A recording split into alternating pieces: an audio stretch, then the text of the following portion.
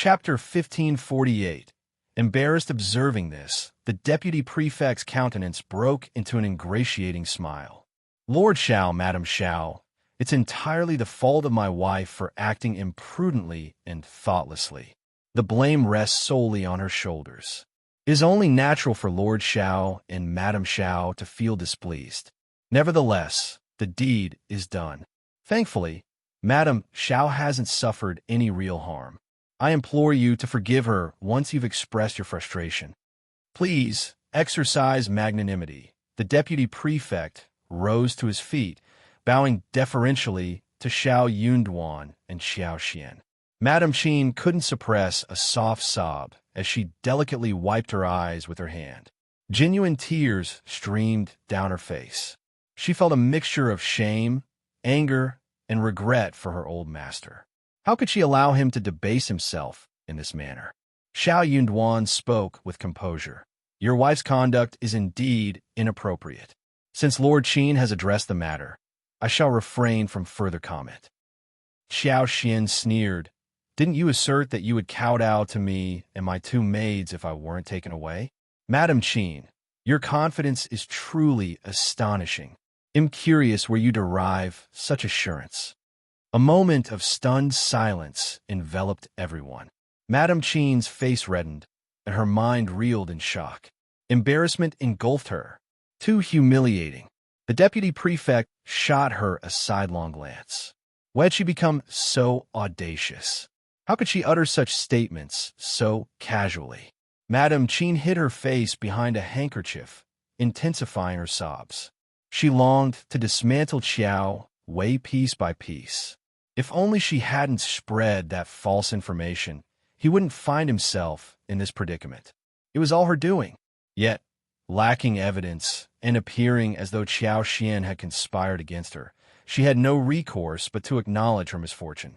What else could she do except admit she was unlucky?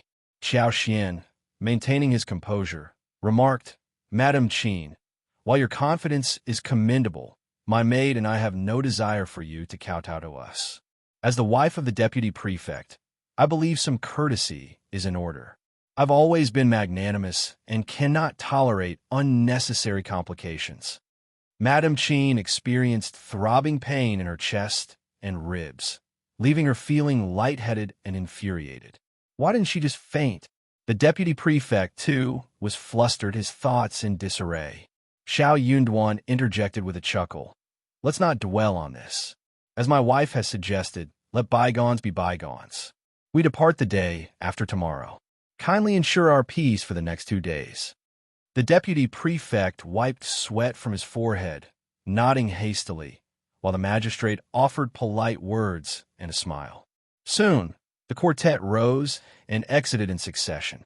Upon stepping out, Madam Qin nearly kicked the threshold and stumbled, injuring her toes. Returning home, she discovered bruises and endured pain. Qiao Xian and Shao Yunduan exchanged glances, sharing a laugh. I feel much better now. What kind of person is she? Trying to strike him down. Oomph. Qiao Xian remarked. Shao Yunduan smiled. It's not over yet. Just wait and see. Intrigued, Qiao Xian nodded. Really? I'm eagerly anticipating it.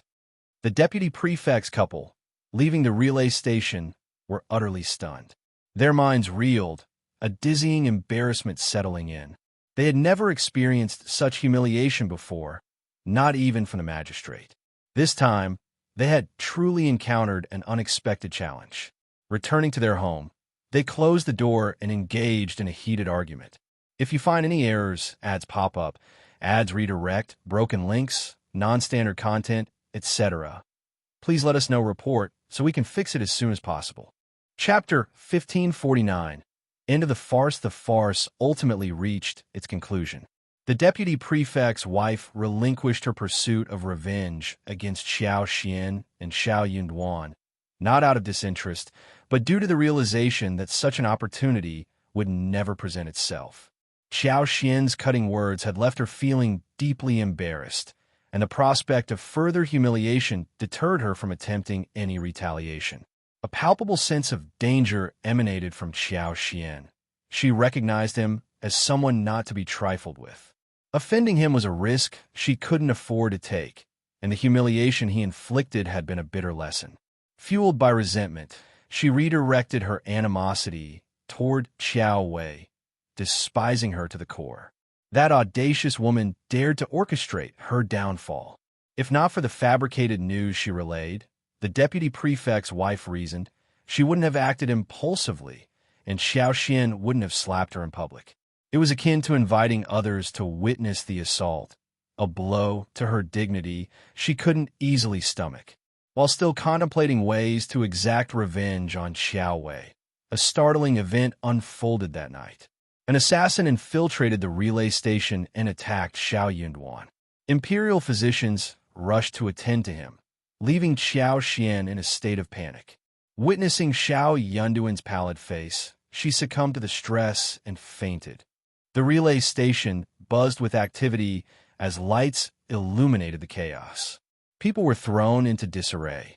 Sun Bai and his comrades, along with Yi and a dozen guards, pursued the assassin, but the assailant left behind traces and managed to escape into the deputy prefect's courtyard.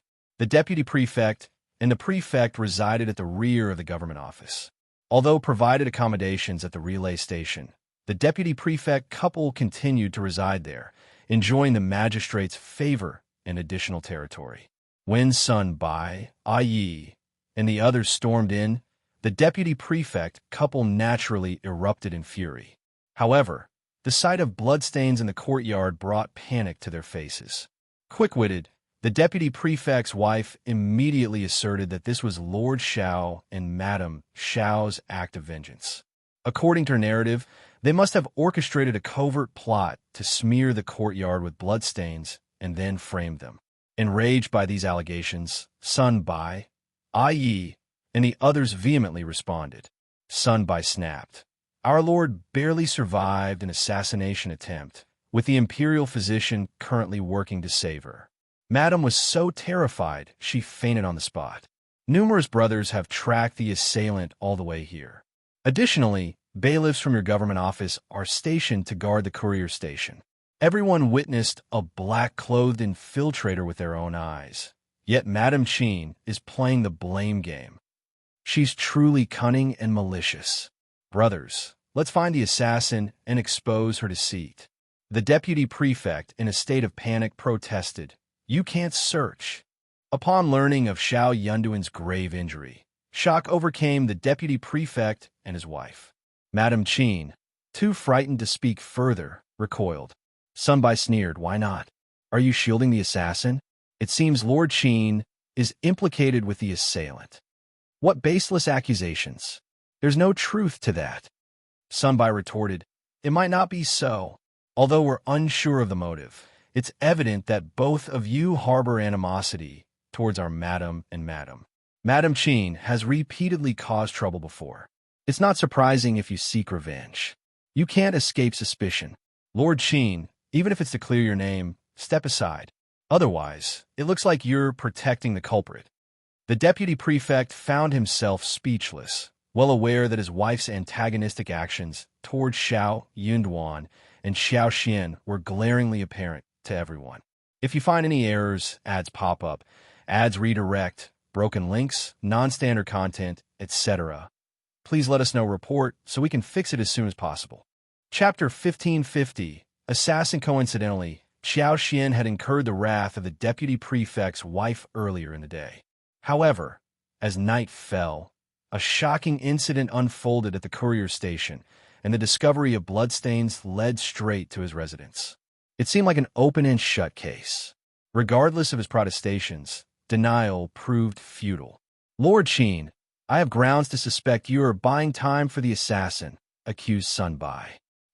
The magistrate, relishing the deputy prefect's discomfort, seized the opportunity, stating, "Brother Qin, let them conduct the search. How else will you explain this to Lord Shao? If they find nothing, it will vindicate you." Shao Yunduan's injury, attributed to the assassination attempt, implicated the deputy prefect. Refusing the search would not appease Shao Yunduan, and further consequences loomed, including potential loss of his official position as deputy prefect. Faced with this realization, the deputy prefect became increasingly flustered. Struggling to maintain composure, he gritted his teeth. "Fine, you may search. But if you find nothing, be prepared to answer to me." Sun Bai sneered, agreed. "You've said it." "Bah!" Madame Qian, in a panic, interjected. "Old master, we can't allow this. Why should we submit to a search? This is clearly shut up." While usually domineering, even the prefectural magistrate's wife failed to garner Madame Qian's respect. Fearful of her old master's wrath, she refrained from further objections, though simmering with internal anger. Why did it feel as though another slap to the face had been delivered? It had been challenging for her to intrude into someone else's residence for a glimpse, yet they invaded her home immediately upon arrival, even contemplating a search. The humiliation was unbearable. Her resolve now was to bide her time. When they inevitably failed to locate her, forgiveness would be out of the question. She entertained the audacious idea of compelling Lord Shao and Madame Shao to kneel and kowtow to her. However, Sun Bai and the others dismissed her with incredulity. Even the magistrate showed no concern for the crown prince's trusted aide.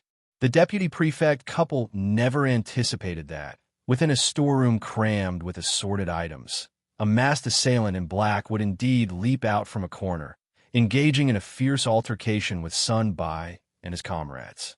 The guard shouted and encircled the intruder, blocking any potential escape routes. Dumbfounded, the deputy prefect staggered and fell. "What's happening?" His wife, equally flustered, gawked at the unfolding chaos. This is impossible. It can't be. This person has no connection to us. He's merely hiding here out of panic." "Yes, that must be it." The deputy prefect's hands trembled.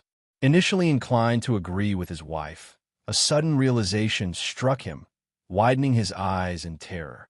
His heart pounded, and he dared not utter a word. A thought flashed. Was this orchestrated by the fourth prince? The task assigned by His Highness was so simple that even he and his wife couldn't accomplish it. The capital's trusted aides dispatched by the crown prince might be dissatisfied. Could they have orchestrated this without informing him? The world seemed to spin, and he nearly fainted from fright. Observing the fiercely battling assassin, the deputy prefect wished for escape or death, where there be no evidence even in demise. At least then, he could deny any involvement. Though outnumbered, the lone assassin held his own against Sun Bai and the others, leaving them momentarily powerless. If you find any errors, ads pop up, ads redirect, broken links, non-standard content, etc., please let us know. Report so we can fix it as soon as possible. Chapter 1551. Unable to defend the deputy prefect's conviction that the assassin was sent by the fourth prince solidified as he marveled at the assassin's formidable martial arts skills. His heart grew cold with dread. Despite the assassin's prowess, he succumbed to the onslaught from Sun Bai, Yi, and the others. Gradually losing ground, Sun Bai seized an opportunity to disable the assassin, breaking his jaw with a swift move. Subdued, the assassin was taken down. "Now, for the interrogation. We can't afford any delays," Sun Bai declared with urgency. His sharp gaze shifted to the deputy prefect, still slumped on the ground. Sneering, Sun Bai remarked, "Deputy prefect, your turn." Forcing himself up with the assistance of a subordinate, the deputy prefect retorted bitterly, "I don't care whether you believe me or not. This person has nothing to do with me. I know nothing about this." His protestations fell on deaf ears. The response he received was nothing more than a cold smile. Even the magistrate regarded him with a stern and icy gaze. The deputy prefect's world darkened. The night brought the results of the interrogation. Shockingly, the deputy prefect emerged as the mastermind. The assassin had confessed to the crime, found on the deputy prefect's premises. The couple's motive to target Lord Shao became evident, and the case was resolved. Ecstatic, the magistrate seized the opportunity to bring to light numerous instances of bribery, corruption, and illicit activities the deputy prefect had suppressed. Collusion between officials and businessmen to exploit the market, along with the misdeeds of his family clan in the countryside, were all unearthed. The deputy prefect and his wife found themselves incarcerated, and the magistrate promptly submitted a memorial. His path to an official post seemed assured. As for the assassin, following his confession, a public act of ingesting poison led to his suicide. The body was unceremoniously tossed into an unmarked grave and concealed from view.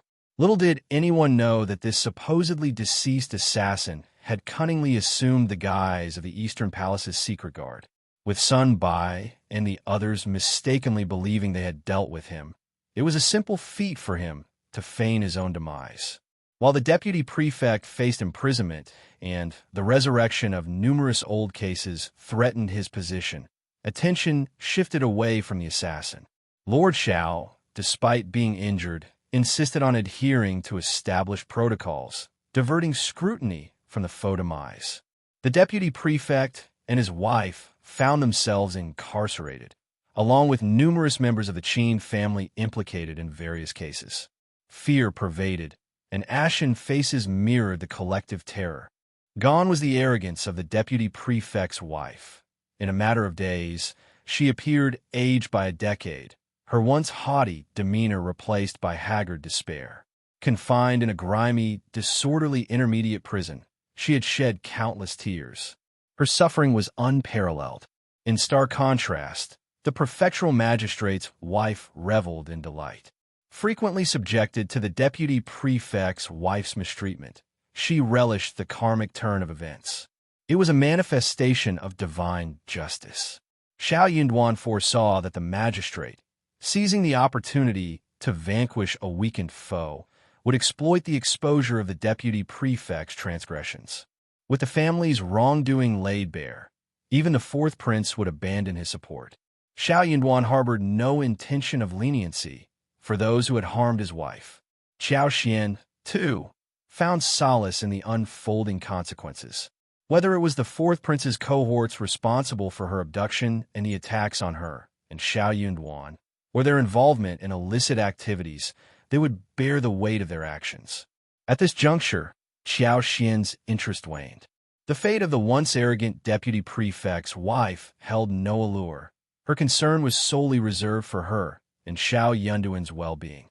If you find any errors, ads pop up, ads redirect, broken links, non-standard content, etc., please let us know report so we can fix it as soon as possible.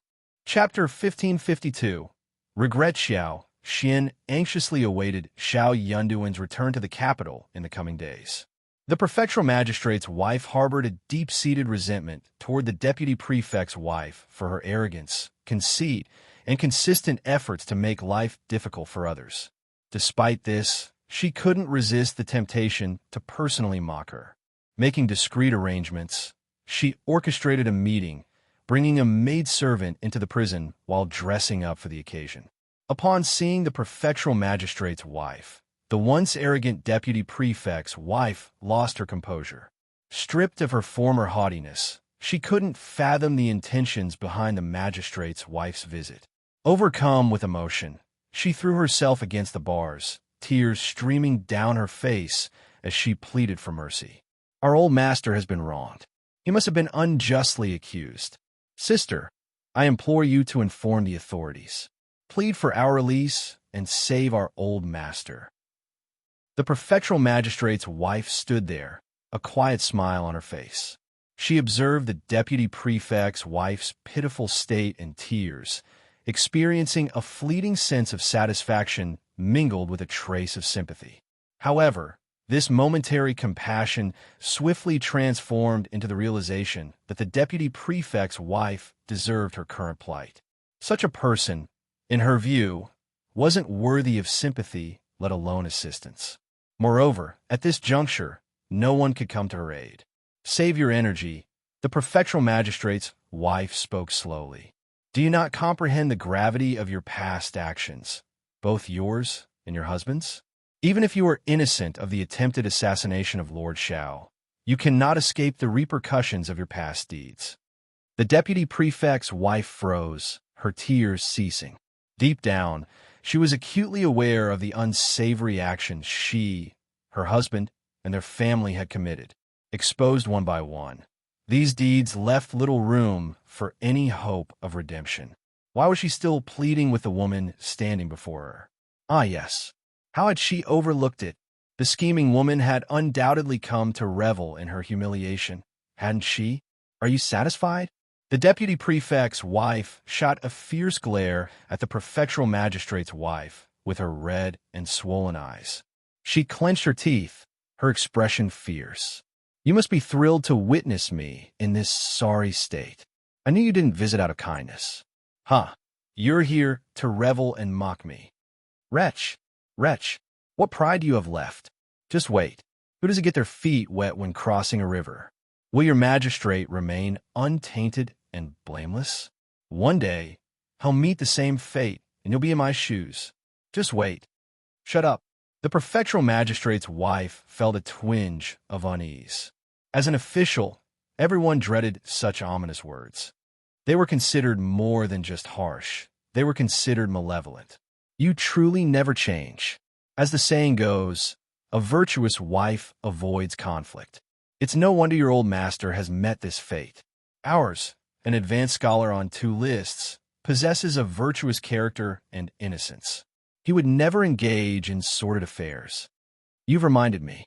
In the future, it'll assure our old master that hell emerge unscathed. Sadly, you won't be around to witness it. Do you realize your worth? How dare you provoke Lord Shao? You've earned this fate. Speaking of which, Lord Shao and Madame Shao are truly our lucky stars. Once they arrive, won't I get the chance to fully vent my frustration? Stay here, continue your tirade if you wish. This is all that's left for you. The prefectural magistrate's wife sneered and waited for the maidservant to depart. If you find any errors, ads pop up, ads redirect, broken links, non-standard content, etc., please let us know report so we can fix it as soon as possible. Chapter 1553. Returning to the capital, the impact of the revelation struck the deputy prefect's wife like a lightning bolt. Her body went limp, and she slid down weakly, seated on the ground as she covered her face in tears. It dawned on her. If she hadn't received the news from the 4th prince and incessantly picked fights with Shao Yunduan and Qiao Xian, none of this would have unfolded. Regret consumed her. If only she hadn't provoked them, none of this would have transpired.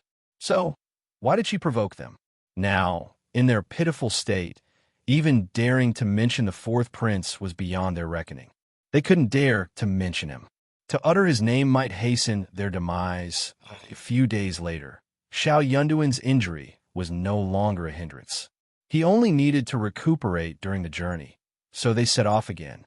Xie Jingrong also appeared en route to the capital, deciding to travel alongside Shao Yunduan and the others. News of Shao Yunduan's supposed assassination reached the capital, enraging the crown prince. He issued orders for magistrates to ensure Shao Yunduan's careful escort, even echoing the emperor's sentiments. With the addition of the eldest son of the Xie family, the journey became significantly safer. As long as the princes weren't foolish, they wouldn't continue their assaults after the emperor's proclamation. Doing so would disrespect the emperor, and given the emperor's character, a thorough investigation would follow, leaving the princes with no escape. Moreover, the emperor required no concrete evidence. A mere suspicion sufficed to bring consequences upon the princes. The 4th prince seethed with anger, but had no choice but to swallow it. The proposal to appoint Shao Yunduan as the envoy wasn't merely to send him away from the capital. It was a plan to eliminate him during his departure. Unanticipated was his wife's insistence on accompanying him. Nevertheless, it served his purpose. Let the couple live and die together, becoming a spectral pair in the netherworld. On the journey, he dared not take any rash actions. If he inadvertently harmed the Prince of Qingdi and jeopardized the marriage alliance, he wouldn't be able to bear the consequences. Shao Yunduan and the others were well aware of this, so they took no extra precautions along the way. The 4th prince, on the return trip, had anticipated eliminating Shao Yunduan and Qiao Xian before reaching the West Pass, but he faced total defeat. He even went to great lengths, spending considerable sums to bribe a notorious group of bandits outside the Northern Territory. Unexpectedly, General Longhu intervened, thwarting his plans at the brink of success. Having bribed the deputy prefect of Yinzhou, who was under his influence, he directed the deputy prefect to set up a trap in collaboration with his accomplices. The aim was to bypass Shao Yunduan and seize Qiao Xian. Unlike Shao Yunduan, Qiao Xian was not as heavily guarded. With meticulous planning and catching her off guard, the fourth prince believed success was within reach. Once in his custody, he had no intentions of surrendering her easily. He planned to keep her under house arrest in an undisclosed location. However, he would instruct her to write periodic letters to Shao Yunduan, demonstrating her continued existence, with the crown prince being kept informed. All of these machinations would be conducted in utmost secrecy, leaving no visible traces of evidence. His goal was to test whether the crown prince would still place trust in Shao Yunduan and elevate him to a significant position once Qiao Xian was in the fourth prince's grasp. Unlikely. This, to him, was the essence of revenge. If you find any errors, ads pop up, ads redirect, broken links, non-standard content, etc., please let us know report so we can fix it as soon as possible. Chapter 1554.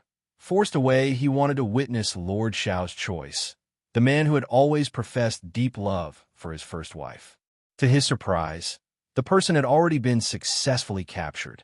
Before the news could reach the capital, she was silently rescued.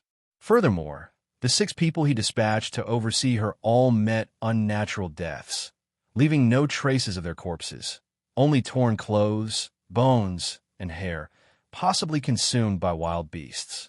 This revelation left the fourth prince shocked, angry, and bewildered. Could the other party be an immortal, capable of foresight?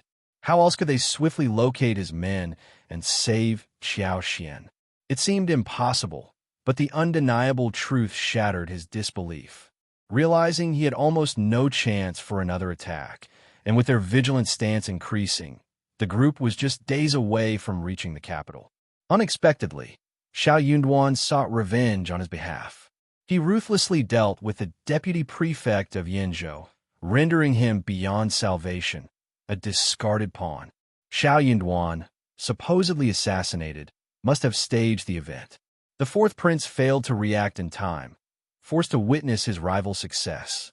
Now, he had to strategize for the aftermath. He knew this incident would undoubtedly enrage the crown prince. How could he divert the crown prince's attention and dissuade further investigation? He had his work cut out for him. In early October, Qiao Xian and Shao Yunduan finally returned to the capital. When they left, it was chilly in spring. Upon their return, the croplands were bare, having already endured the autumn harvest. Songshi and Qingyan welcomed them joyfully. Coincidentally, Zhao Shu was also in the capital, joining in the warm reception with Songshi and Qingyan. When Shao Yunduan laid eyes on Zhao Shu, memories of the incident involving him and Tao Tao flooded his mind. However, with more pressing matters at hand, he decided to set aside that issue for the time being. Zhao Shu, adept at interpreting body language, sensed Shao Yunduan's lack of hostility and breathed a sigh of relief. Emboldened, he shamelessly roamed around the Shao residence, treating it as if it were his own. Qiao Wei was swiftly picked up by County Magistrate Qiao upon her return to the capital. The next morning, she departed for County Magistrate Qiao's office without even stopping at the Qiao family residence. During her journey, Shao Yunduan sent a letter to County Magistrate Qiao, employing both persuasive and firm language. However, the outcome was far from favorable.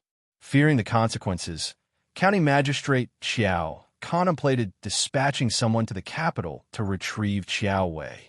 Upon learning that the noble lady had invited Qiao Wei to stay, and sensing potential trouble brewing, County Magistrate Qiao regretted his decision.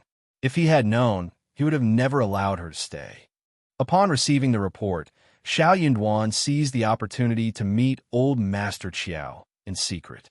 Without mincing words, he urged the elderly man to leave the capital with the entire Qiao family and return to their hometown. Old Master Qiao, irate and ready to argue, sneered in response.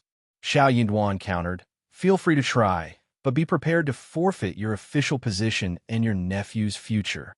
If you find any errors, ads pop up, ads redirect, broken links, non-standard content, etc., please let us know report so we can fix it as soon as possible. Chapter 1555. Forced. Do you believe the Qiao family has plunged into a state of decline? Allow me to elucidate what it truly means to be in such a predicament. The entire household subsists on porridge, struggling to procure enough clothing to adequately cover their bodies. Care to experience it for yourself? Old Master Qiao berated indignantly. Who do you think you are? You're attempting to intimidate me. Shao Yunduan responded icily. You are well aware whether I am issuing threats or not. I have never sought favors from the Crown Prince. Do you believe you would rebuff me if I did?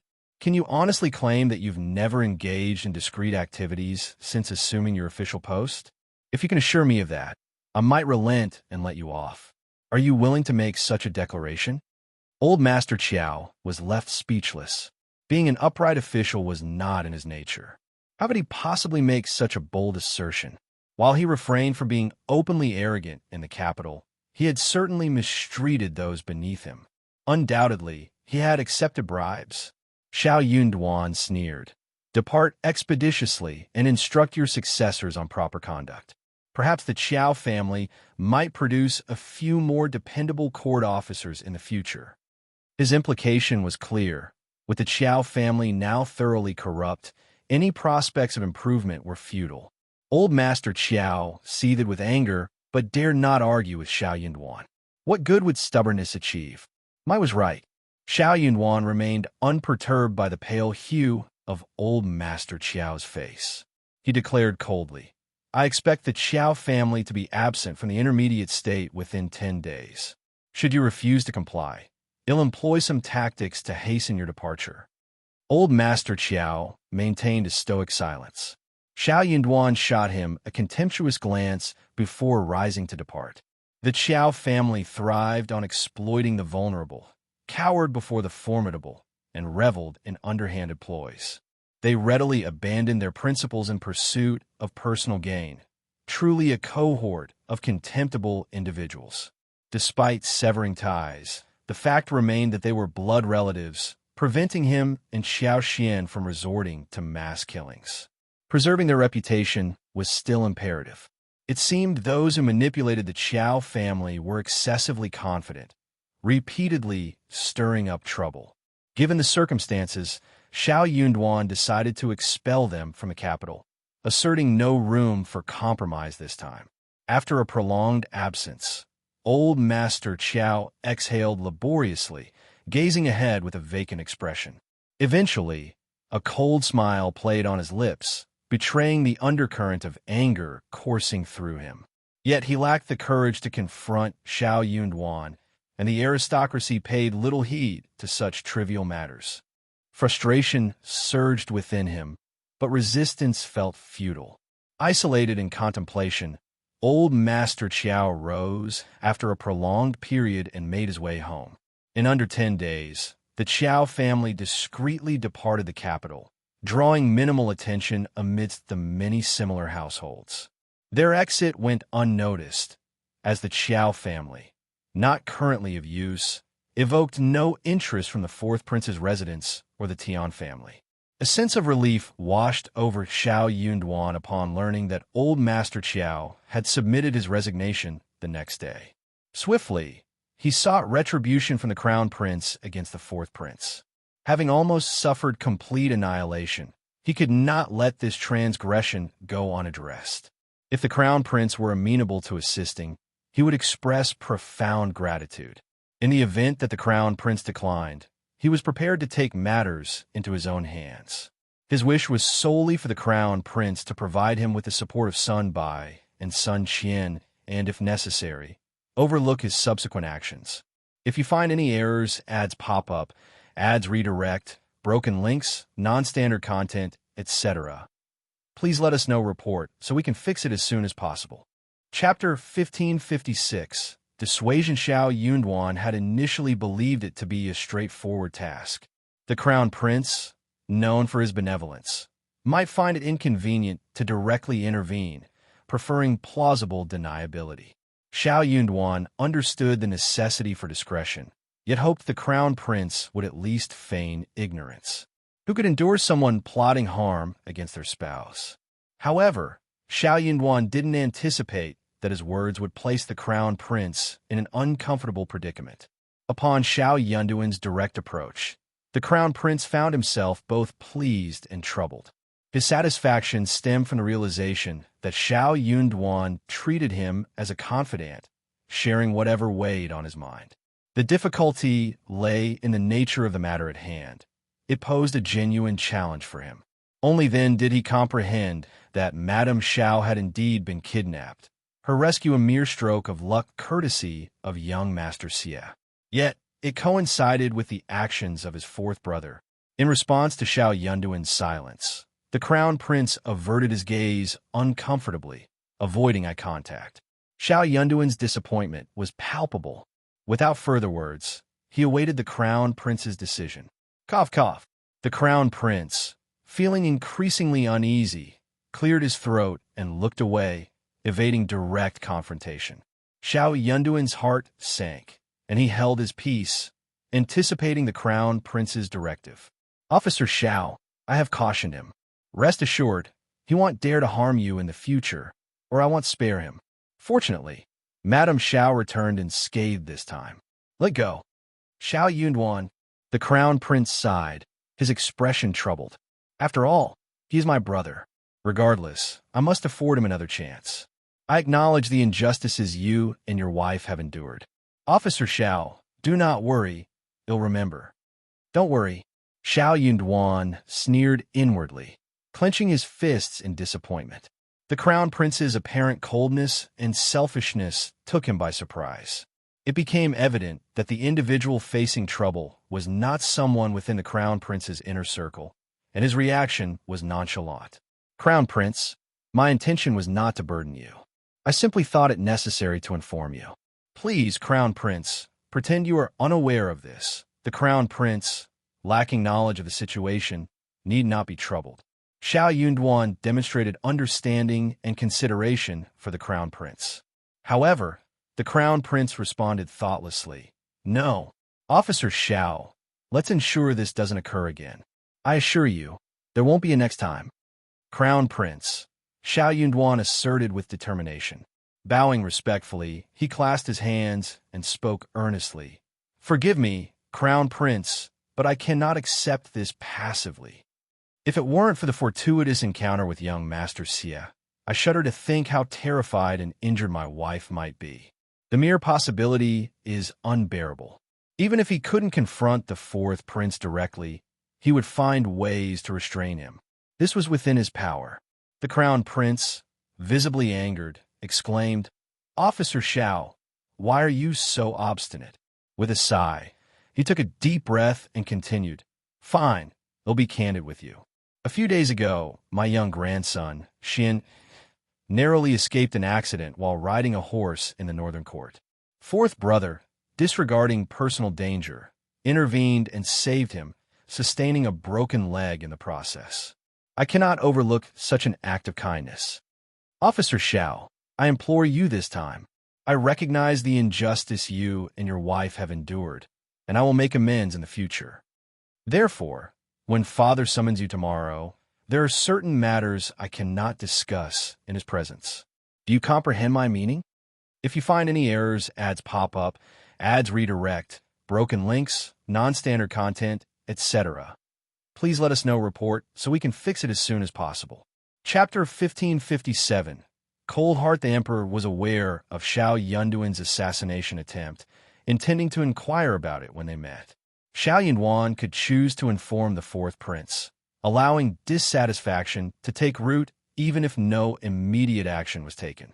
Shao Yunduan felt a heavy weight in his heart. This was the benevolent crown prince he served. The fourth prince was increasingly favoring him. In a bid to swiftly resolve the matter, he was even willing to feign self-inflicted harm. Shao Yunduan, however, dismissed the notion that the fourth prince's saving of his grandson was mere coincidence.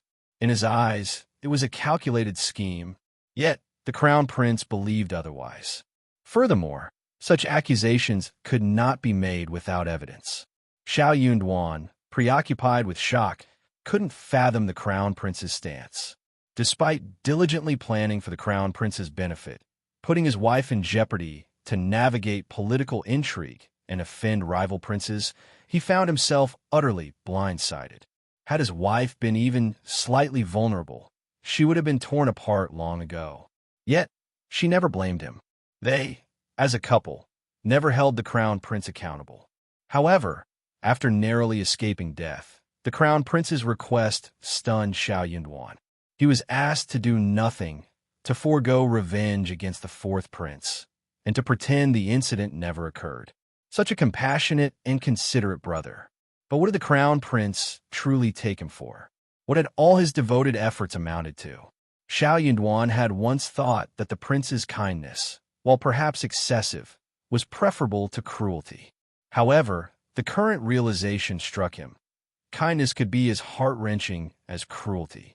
Disheartened, he contemplated the idea of retreating. A lord like this was not worth the sacrifice. It truly wasn't worth it. The crown prince sensed the weight of his request and felt uneasy. Internal discomfort led him to grumble silently. After all, fourth brother had saved his grandson's life. Persisting in pressuring him would only lead to disappointment. If he relented, Ms. Qiao would remain unscathed, her reputation intact. Why couldn't Officer Shao simply let it go? He professed loyalty to her. Couldn't he endure this minor grievance for her sake? Shao Yunduan maintained silence, deepening the crown prince's grievances. A sense of helplessness and mild panic crept in. Struggling to find a solution, the crown prince suggested, "How about this? I'll grant you Sun Bai and Sun Qian as a reward. From now on, they will have no ties to me and will solely follow your orders. Their martial skills are commendable, and they are trustworthy. With their protection, I can rest assured." Stepping back, Shao Yunduan bowed to the crown prince. "Thank you, crown prince." The term "thank you" carried a layer of sarcasm. The crown prince felt a sense of relief as the awkwardness dissipated.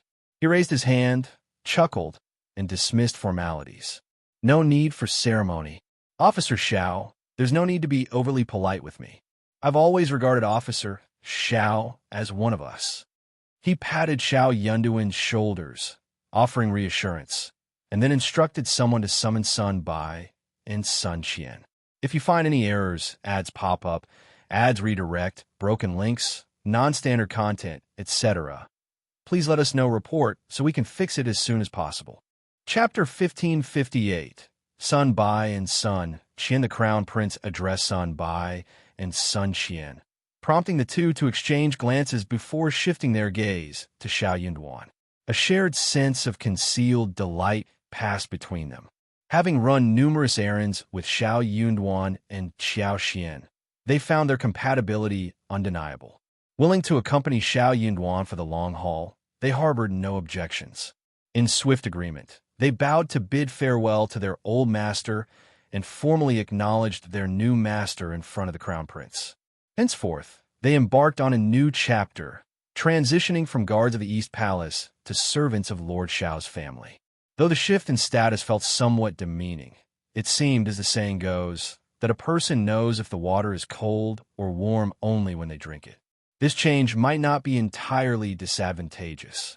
Leaving the East Palace with the two of them, Shao Yunduan couldn't shake off a lingering gloom. Glancing at them, he remarked, "It's a waste of your talents to follow me. If you wish to leave, I'll release you at any time. However, there's one condition. Whether you stay or depart, you mustn't conspire against me or disappoint me in any way." Sun Bai and Sun Qian promptly conveyed their sentiments. "My lord, please don't say that. I've always admired you. Staying by your side and working with you is an honor. I won't regret it, nor will I leave." "The same goes for me." Shao Yunduan smiled. "All right, let's proceed. I trust you, and I hope you won't let me down, just as I won't let you suffer." "Okay, Lord." "Lord, your kindness overwhelms us." Sun Bai and Sun Qian harbored no reluctance in leaving the East Palace. It wasn't that they lacked loyalty to the crown prince, but the East Palace housed numerous skilled martial artists among its guards and secret agents.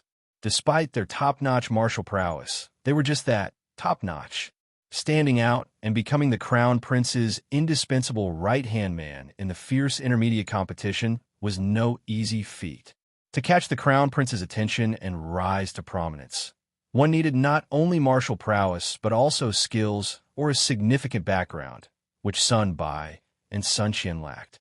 Choosing to follow Shao Yunduan, despite losing their previous status, offered them a more stable and enjoyable life. Given Lord Shao's evident abilities, it was clear that he would carve a notable place for himself in the future, from which they would naturally benefit. Unbeknownst to them, Shao Yunduan was already contemplating a swift retreat without hesitation. With a heavy heart, Shao Yunduan led the two of them home, but their plans were interrupted by Li Xia halfway. Panting heavily, she urgently informed him, "Old master, Madam is at the Heavenly Mansion office right now. Hurry." Shao Yunduan blinked. "What happened? Let's talk on the way." "Yes." Qiao Xian, preoccupied with thoughts of her strawberry garden and the expansive fields in Yinshui town, had recently returned to the capital. Upon hearing Song's report, she had gone to inspect her properties. The strawberry garden, now filled with ripe fruits, looked lush and pleasing. Although the berries were gradually withering, a market trip was imminent. Despite the increased strawberry yield in the capital, it remained a scarce commodity. Aside from Qiao Xian, only a few stores offered them, and while the quantity was limited, prices continued to rise. If you find any errors, ads pop up, ads redirect, broken links, non-standard content, etc., please let us know report so we can fix it as soon as possible. Chapter 1559. Gain over 2/3 of Qiao Xian's strawberry harvest found its way to Jinquan Restaurant, while the remaining 1/3 was distributed among the other two tea houses. In the past year, the sales of strawberries alone had generated an impressive 20,000 to 30,000 taels of silver. This substantial income pleased Qiao Xian. After scrutinizing Song's meticulous account book, finding no discrepancies, her satisfaction grew. In recognition of everyone's efforts, she generously rewarded Songshi with 400 taels of silver, and Li Xia, Mian, and Yi received 300, 200, and 200 taels respectively. The air was filled with joy and contentment. The following day, Qiao Xian set off for Cloudwater Town. Despite intending to go with her husband, Shao Yunduan's busy schedule prompted her to take her own team. Setting off early, they enjoyed lunch at the manor and relished the freedom to explore. The manor, meticulously cleaned and adorned, awaited their arrival. With a variety of marinated beef, mutton, fish, prawns, chicken, streaky pork, tofu, mushrooms, potato slices, and more, a perfect barbecue awaited them. The gathering was a joyous affair, with a plethora of fruit trees on the farmstead offering ripe apples, pears, peaches, dates, walnuts, grapes, and more. They indulged in picking fresh fruits. Although watermelons, cantaloupes, and melons had already left the market, this year's produce proved exceptional. Large and sweet, the watermelons and cantaloupes were in high demand. Songshi, proud and overjoyed, devised a plan to store some in the cellar for the Lord and Madam to savor later. When Qiao Xian and Shao Yunduan returned to the capital, they hadn't had the opportunity to check on the watermelons, allowing Qiao Xian and the others to indulge in the harvest. The farmstead boasted an abundant potato yield that year, with each potato cut into several pieces and planted. Qiao Xian secretly took out over 50 kilograms from her spatial storage and incorporated them. Having sufficient seeds, she managed to plant a total of 700 mu. As harvest time approached, the Ministry of Revenue sent representatives to greet them. Apart from their own family, the imperial court purchased the entire potato harvest at the price of 1 tael of silver per caddy. While this price was relatively low, being sold on the market could fetch at least 3 to 5 taels per caddy. Despite this, Songshi, mindful of the Ministry of Revenue's authority, didn't voice any objections when reporting the matter to Qiao Xian and Shao Yunduan. Both Qiao Xian and Shao Yunduan expressed agreement.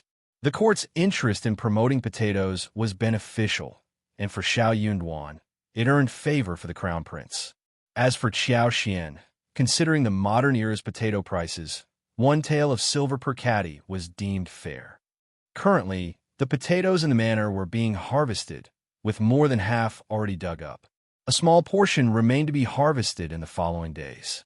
Songshi, anticipating the upcoming winter, planned to utilize several hundred mu of land to plant white radishes, carrots, and cabbages for sale. On one particular day, as everyone enjoyed themselves in the manor, an unexpected incident occurred on their way back to the city. Approaching the city gate, they found a crowd and blocked carriages, prompting Qiao Xian to instruct Songshi to investigate the cause. If you find any errors, ads pop up, ads redirect, broken links, non-standard content, etc., please let us know report so we can fix it as soon as possible. Chapter 1560, Accident on the Road. Songshi swiftly returned with a report that a horse carriage had crashed into a tree along the official road. The carriage lay crooked and broken, its cargo of fresh vegetables, grapes, dates, apples, and other fruits scattered on the ground. Many were damaged, but some remained intact. The carriage owner insisted that he didn't want anything that had fallen to the ground. In the end, a few children from impoverished families attempted to salvage the vegetables and fruits. However, they faced humiliation and scolding from the carriage owner, drawing the attention of onlookers.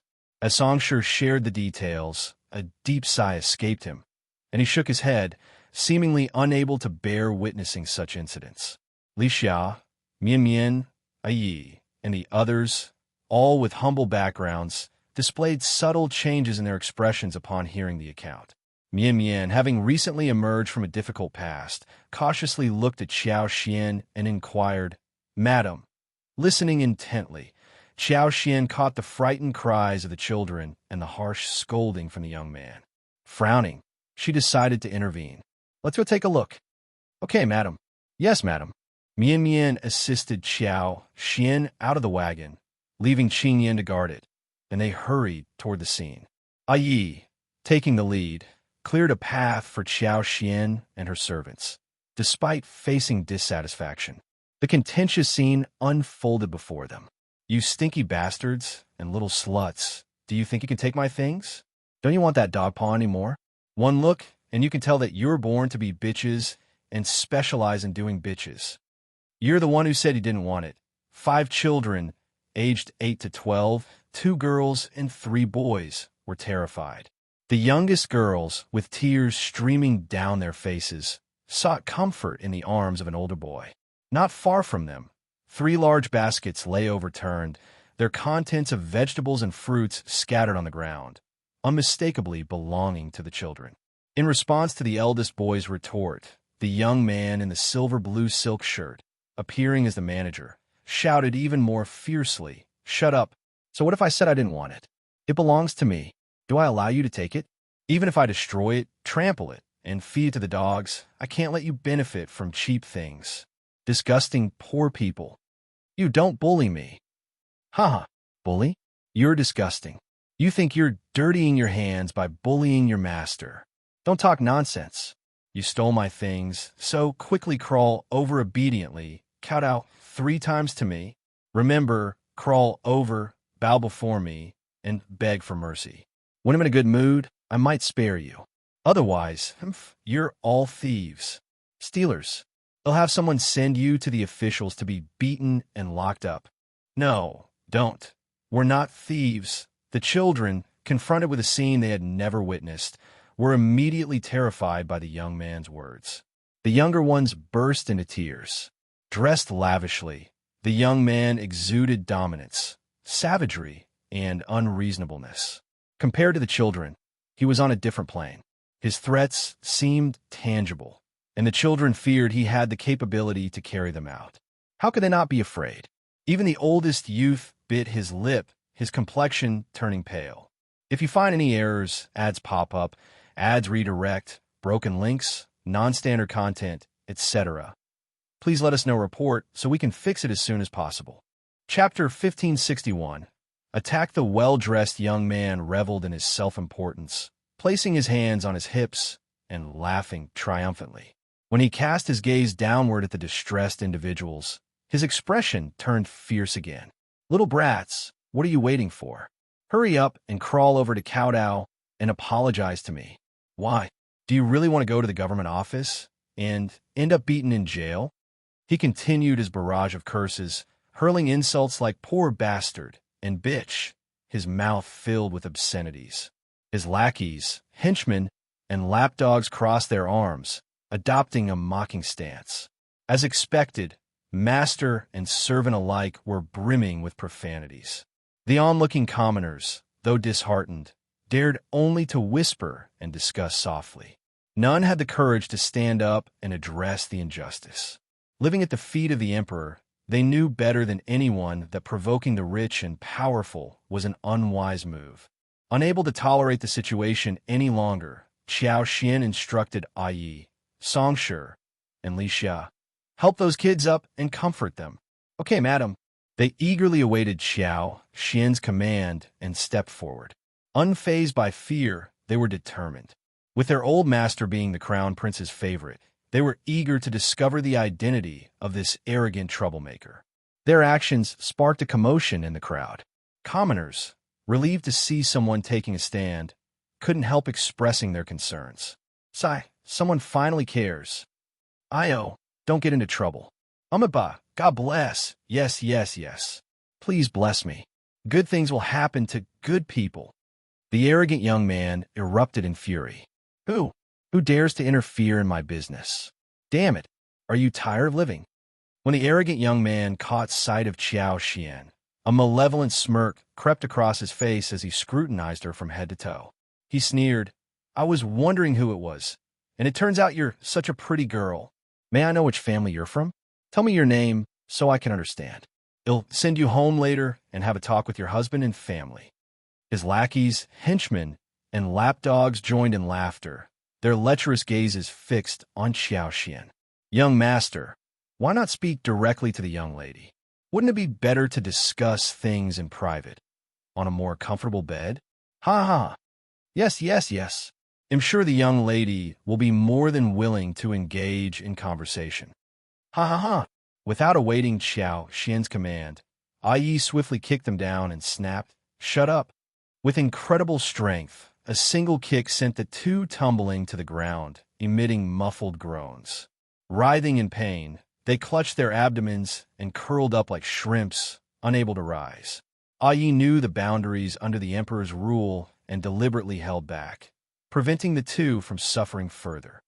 Otherwise, their predicament would have been even more severe. Silence enveloped the surroundings as onlookers stared in disbelief.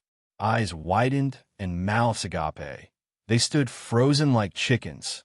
The insolent young man's lackeys, henchmen, and lapdogs instinctively retreated, anticipating a confrontation. Turning pale, the arrogant young man sneered as he pointed at Qiao Xian. "How dare you touch my men? Tell me your name." Qiao Xian responded with a sneer of her own. "I don't need to disclose my name when witnessing injustice. Besides, you're not worth knowing." What about me? I'm already flattering you by calling you a scumbag.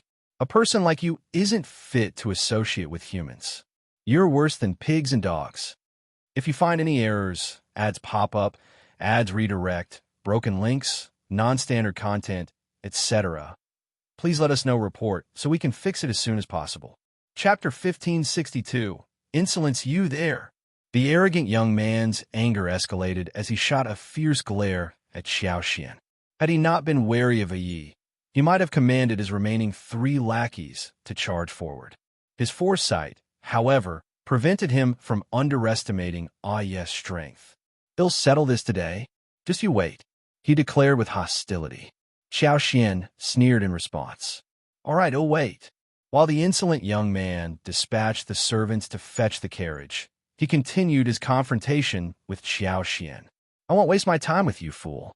You dare to strike my men? Go to the Heavenly Mansion office and explain yourself. If you refuse, don't expect a peaceful departure." I doubt you can intimidate me, Qiao Qian retorted. Her confusion deepened. This man defied the typical behavior of a wealthy playboy, refraining from boasting about himself. Yet his arrogance suggested a deep connection to Heavenly Mansion, as if it were a family enterprise.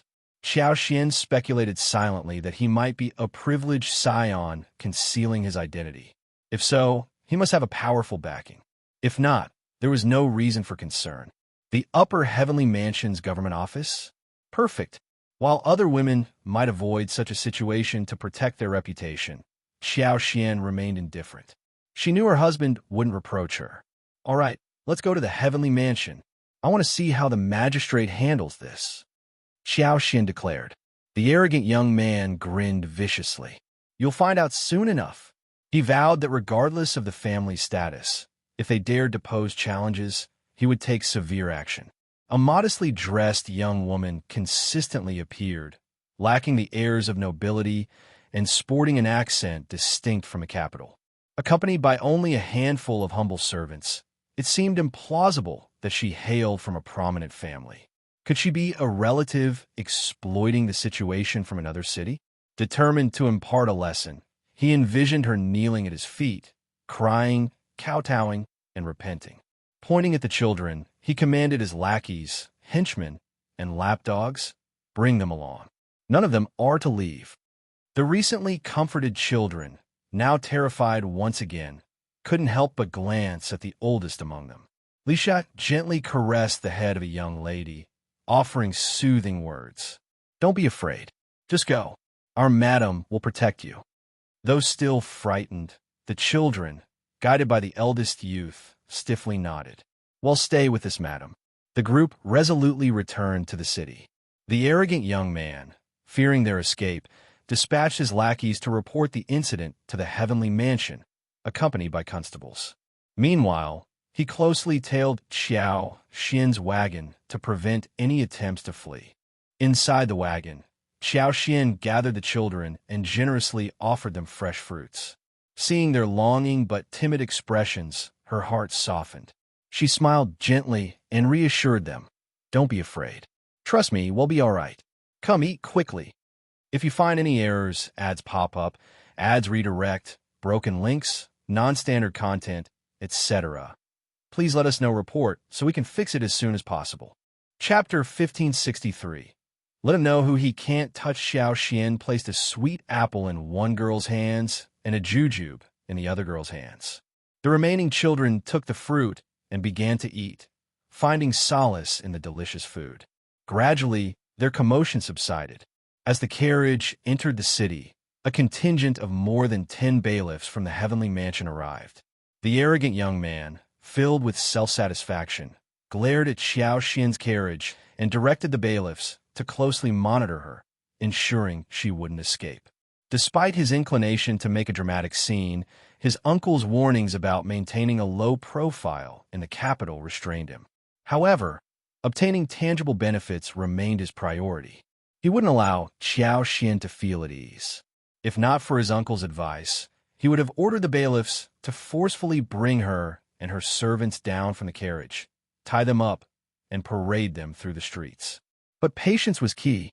Once they reached the Heavenly Mansion's government office, ample opportunities would present themselves. The audacious insult in public would not go unanswered.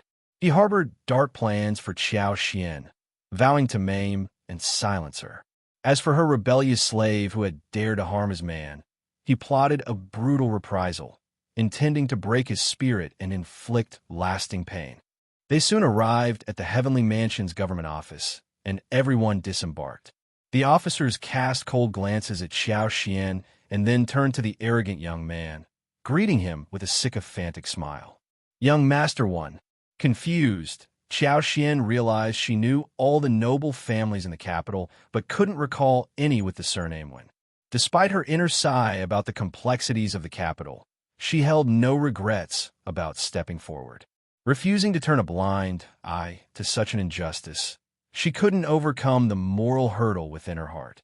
Regardless of how well the family concealed their identity, it paled in comparison to the crown prince's influence. She had mistakenly assumed he used his authority to intimidate others. I'm just a woman and may not understand everything. Can I send the maidservant to fetch my husband? She suggested. Qiao Xian glanced at young Master One, a hint of disdain in her expression. If you're afraid, you can simply act like I never said anything. Young Master One glared at her with malice and sneered.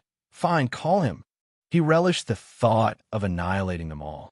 The prospect of humiliating her in front of her husband brought a cruel smile to his face.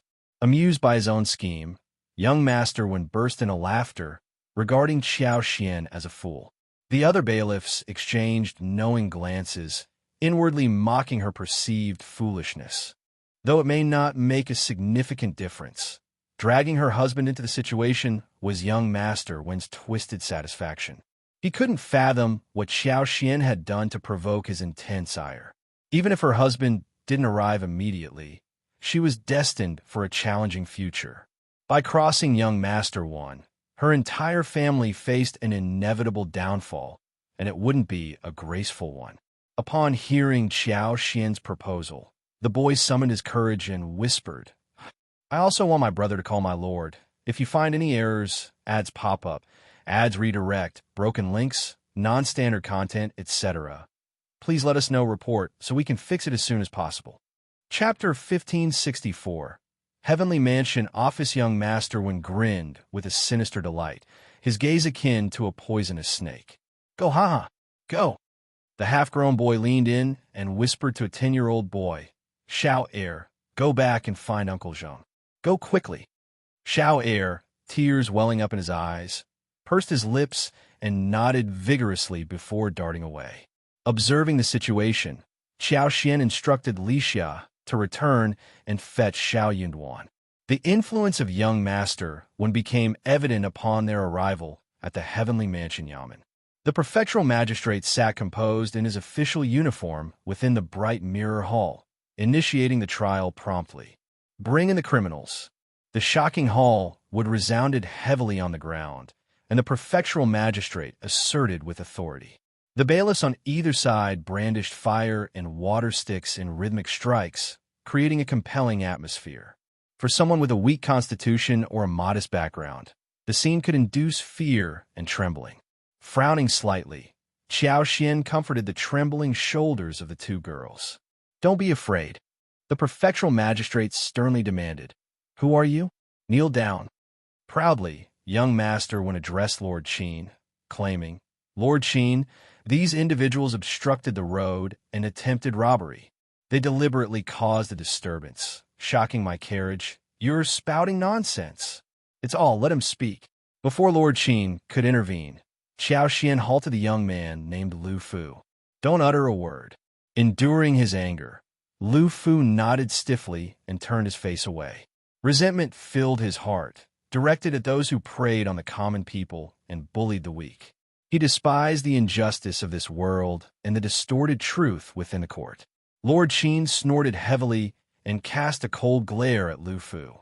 Dare to disrupt the court again, and he'll receive another 20 strokes. Young Master One sneered repeatedly, feeling self-satisfied. Inwardly, he mused, is this all they've got? They'll suffer more later. His gaze shifted toward the crowd outside the court, adding to his delight. The more spectators, the better. It would enhance the satisfaction of revenge. These youngsters rushed out, startling my horse and causing my entire carriage of goods to topple and be ruined. I was nearly thrown off the carriage. They're simply attempting murder for money. According to young Master One's account, the narrative unfolded as follows. Qiao Xian and Lu Fu conspired to harm him, resulting in the destruction of his goods and carriage.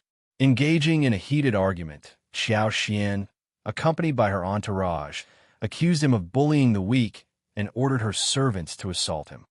Though he couldn't identify the origin of Qiao Xian's servant, the individual displayed remarkable strength, leaving his own 2 servants severely injured and vomiting blood. Requesting immediate attention for the injured servants, their pallid faces and labored breathing attested to the severity of their condition. Sir, I'm truly bewildered. How have I offended this lady to become the target of such a vile and treacherous plot? If not for my good fortune, I might have perished within days. The situation was truly terrifying. This deranged, treacherous individual must face severe consequences. Failure to do so will undoubtedly unleash havoc on the people and imperil the region in the future. I implore you to conduct a thorough investigation. If you find any errors, ads pop up, ads redirect, broken links, non-standard content, etc., please let us know report so we can fix it as soon as possible. Chapter 1565.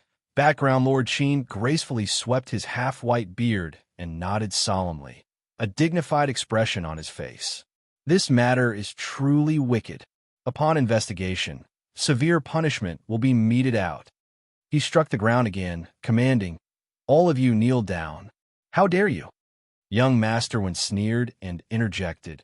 "He's disregarding the court, showing no respect at all. He is indeed not a good person." The children, i.e., Songshi and Liqiao, all complied, kneeling down. Qiao Xian, however, spoke calmly. "Lord Qian, when my husband arrives, you can ask me to kneel again. If I kneel now, I'm afraid Lord Qian won't accept it. Moreover, this person didn't kneel either, right? There's no need to treat the plaintiff and the defendant so differently." Young Masterwind erupted in anger. "You woman, how dare you compare yourself to me? Who do you think you are?" "Young Masterwind, can you be more arrogant and familiar with Lord Qian? Are you afraid people won't know about your extraordinary relationship? Are you also an official or some cultivated talent recommended advanced scholar? Why aren't you kneeling? If you want kneel, don't demand it of me. Who's disrespecting the court?" The surrounding commoners began to murmur and discuss softly. Lord Qian frowned, casting a glance at young Masterwind. Young Masterwind glared at Qiao Xian. He refused to kneel down, asserting his identity as Masterwind. However, he couldn't reveal his true status and dared not suppress Qiao Xian publicly. Therefore, if he didn't kneel, he wouldn't force Qiao Xian to kneel either. In front of so many people, he had to maintain a semblance of politeness. Young Masterwind sneered. "You're not qualified to inquire about my identity. Who do you think you are? Immagnanimous and want to engage in a dispute with a mere woman. Sir, please continue with your trial." Though Lord Qian appeared slightly displeased, he refrained from arguing with young Masterwind. Instead, he directed his attention to Qiao Xian. "Is what young Masterwind said true? Tell me the truth. I advise you not to lie and admit it promptly to avoid unnecessary suffering. Otherwise, you will face punishment." While an ordinary woman might have been overwhelmed with fear, Qiao Xian found the situation rather amusing. She hadn't anticipated that the Heavenly Mansion's magistrate would act like a puppet in front of young Masterwind.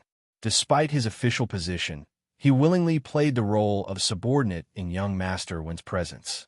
The mystery surrounding young Masterwind deepened, arousing Qiao Xian's curiosity. "Lord, I believe the plaintiff has concluded their statement. Is it now the defendant's turn to speak?" Young Masterwind continued to glare at Qiao Xian with hatred, expecting her to panic and admit guilt under Lord Qian's pressure. However, to his surprise, she remained calm, composed, and unhurried. Her voice showed no signs of trembling. This unexpected composure irked young Masterwind, who was hoping to witness Qiao Xian's distress and confession. His delight and anticipation transformed into anger, making it unbearable for someone who derived pleasure from others' suffering. "Have I not made myself clear enough? I don't need your nonsense. If you find any errors, ads pop up, ads redirect, broken links, non-standard content, etc., please let us know report so we can fix it as soon as possible." Chapter 1566. He's about to explode, young Masterwind grumbled in a rough voice. Qiao Xian, as if startled by him, patted her chest and took 2 steps back. "Young Masterwind, you are so scary." "Greetings, Lord Qian," Qiao Xian declared loudly. "Is the defendant not allowed to speak in court? Must we solely rely on the plaintiff's words? Is this the rule of the country?" Young Masterwind's eyes became even more venomous, and his breathing grew heavier. He was on the verge of exploding with anger and regret. Had he known that dealing with Qiao Xian would be this challenging and bold, he wouldn't have rushed into investigating the case. Instead, he should have let Lord Qin send her to jail first to teach her a lesson before bringing her to court. He wanted to see if she would still dare to be stubborn. His desire to vent his anger had backfired. Meanwhile, Lord Qin hadn't anticipated Qiao Xian's resilience. She posed a tricky question, and with a multitude of spectators outside the court, he didn't dare to make any rash decisions. Otherwise, he risked facing impeachment the next day. Despite this, Lord Qin remained stern, staring at Qiao Xian with a cold expression. Nonsense. You are a woman. Refrain from speaking if you don't understand anything. The law is equal for all citizens of the empire. Speak your mind. Thank you for clarifying, Lord. May the plaintiff refrain from interrupting when we speak. Such interruptions would also disturb the court, wouldn't they? Young Master One, nearly falling backward from anger, sneered and retorted. You have a clever plan. Do you think I'll let you frame me? Wuxia world. Cite Wuxia world. Cite. The innocent are innocent. If you're dissatisfied, you can present your case afterward. We didn't disrupt you when you spoke earlier. Why? Are you afraid that we'll reveal the truth? Shut up. Young Master One cursed. Outrageous, you ahem. Lord Qin interrupted him. Ms. Qiao, if you have something to say, say it. But beware, you can't say whatever you please. Think carefully before speaking. If I discover that you lied, severe punishment awaits. Yes, my lord. I would not dare to lie, even if I had 10 guts. I will speak the truth, Qiao Xian calmly replied, continuing her earlier statement. My lord, please permit me to speak, and the plaintiff must not obstruct me. Young Master One seethed in frustration. Lord Qin, equally irritated, stared at Qiao Xian for a while before coldly uttering, Fine. Thank you, my lord. Qiao Xian acknowledged. Turning to young Master One, she continued, Did you hear that? I suggest you take the Lord's words seriously. Young Master One shot her a fierce and venomous glare. Speaking gently to Lu Fu, Qiao Xian said, Fu, you are involved in this matter. Tell us the truth. Don't embellish. Don't withhold anything. Rest assured, the Lord will make a fair judgment in court. As Lu Fu met Qiao Xian's gaze, his initially angry and anxious heart gradually calmed. He nodded, took a deep breath, cowed out, and began to recount the story loudly. Chapter 1567. Who is more trustworthy? The few of them hailed from impoverished families, with Shao Li and Qing Lian still being orphans, making their lives exceedingly challenging. On that day, with the intention of foraging for wild fruits in the suburban mountains and perhaps unearthing some yams, they unexpectedly stumbled upon young Master Wen's carriage, shattered and with the precious vegetables strewn on the ground. Witnessing young Master Wen and his horse trampling over the valuable produce pained their hearts. Seeking clarification, they approached him to inquire if he still desired the items. Although young Master Wen declined, they picked up the scattered vegetables. In response, he accused them, subjecting them to verbal abuse, humiliation, and fabricated charges. He went as far as forcing them to kneel, kowtow, and apologize. Just then, Madame Qiao intervened. Lu Fu's heart seethed with rage, and every word he uttered dripped with resentment. Those who listened were stunned. In the court, young Master Wen's actions were apparent. Although he didn't explicitly showcase his proximity to the governor, it was evident that he held a significant position. Criticizing Qiao Xian without facing reprimand from the magistrate hinted at his importance. Contrastingly, Qiao Xian, a woman, and the children, dressed in worn and patched clothes, appeared timid and pale. The two young girls wanted to cry but dared not. They continuously wiped their eyes, now red and swollen. It was challenging to believe that such individuals possessed the capacity to scheme against young Master One, who, in turn, seemed far from innocent. Yet, Qiao Xian and Lu Fu's narrative carried more weight, convincing the onlookers that it held the truth. During Qiao Xian and Lu Fu's testimonies, young Master Wen frequently interrupted. Unyielding to his interruptions, Qiao Xian mockingly questioned whether he took Lord Qin of Heavenly Mansion seriously.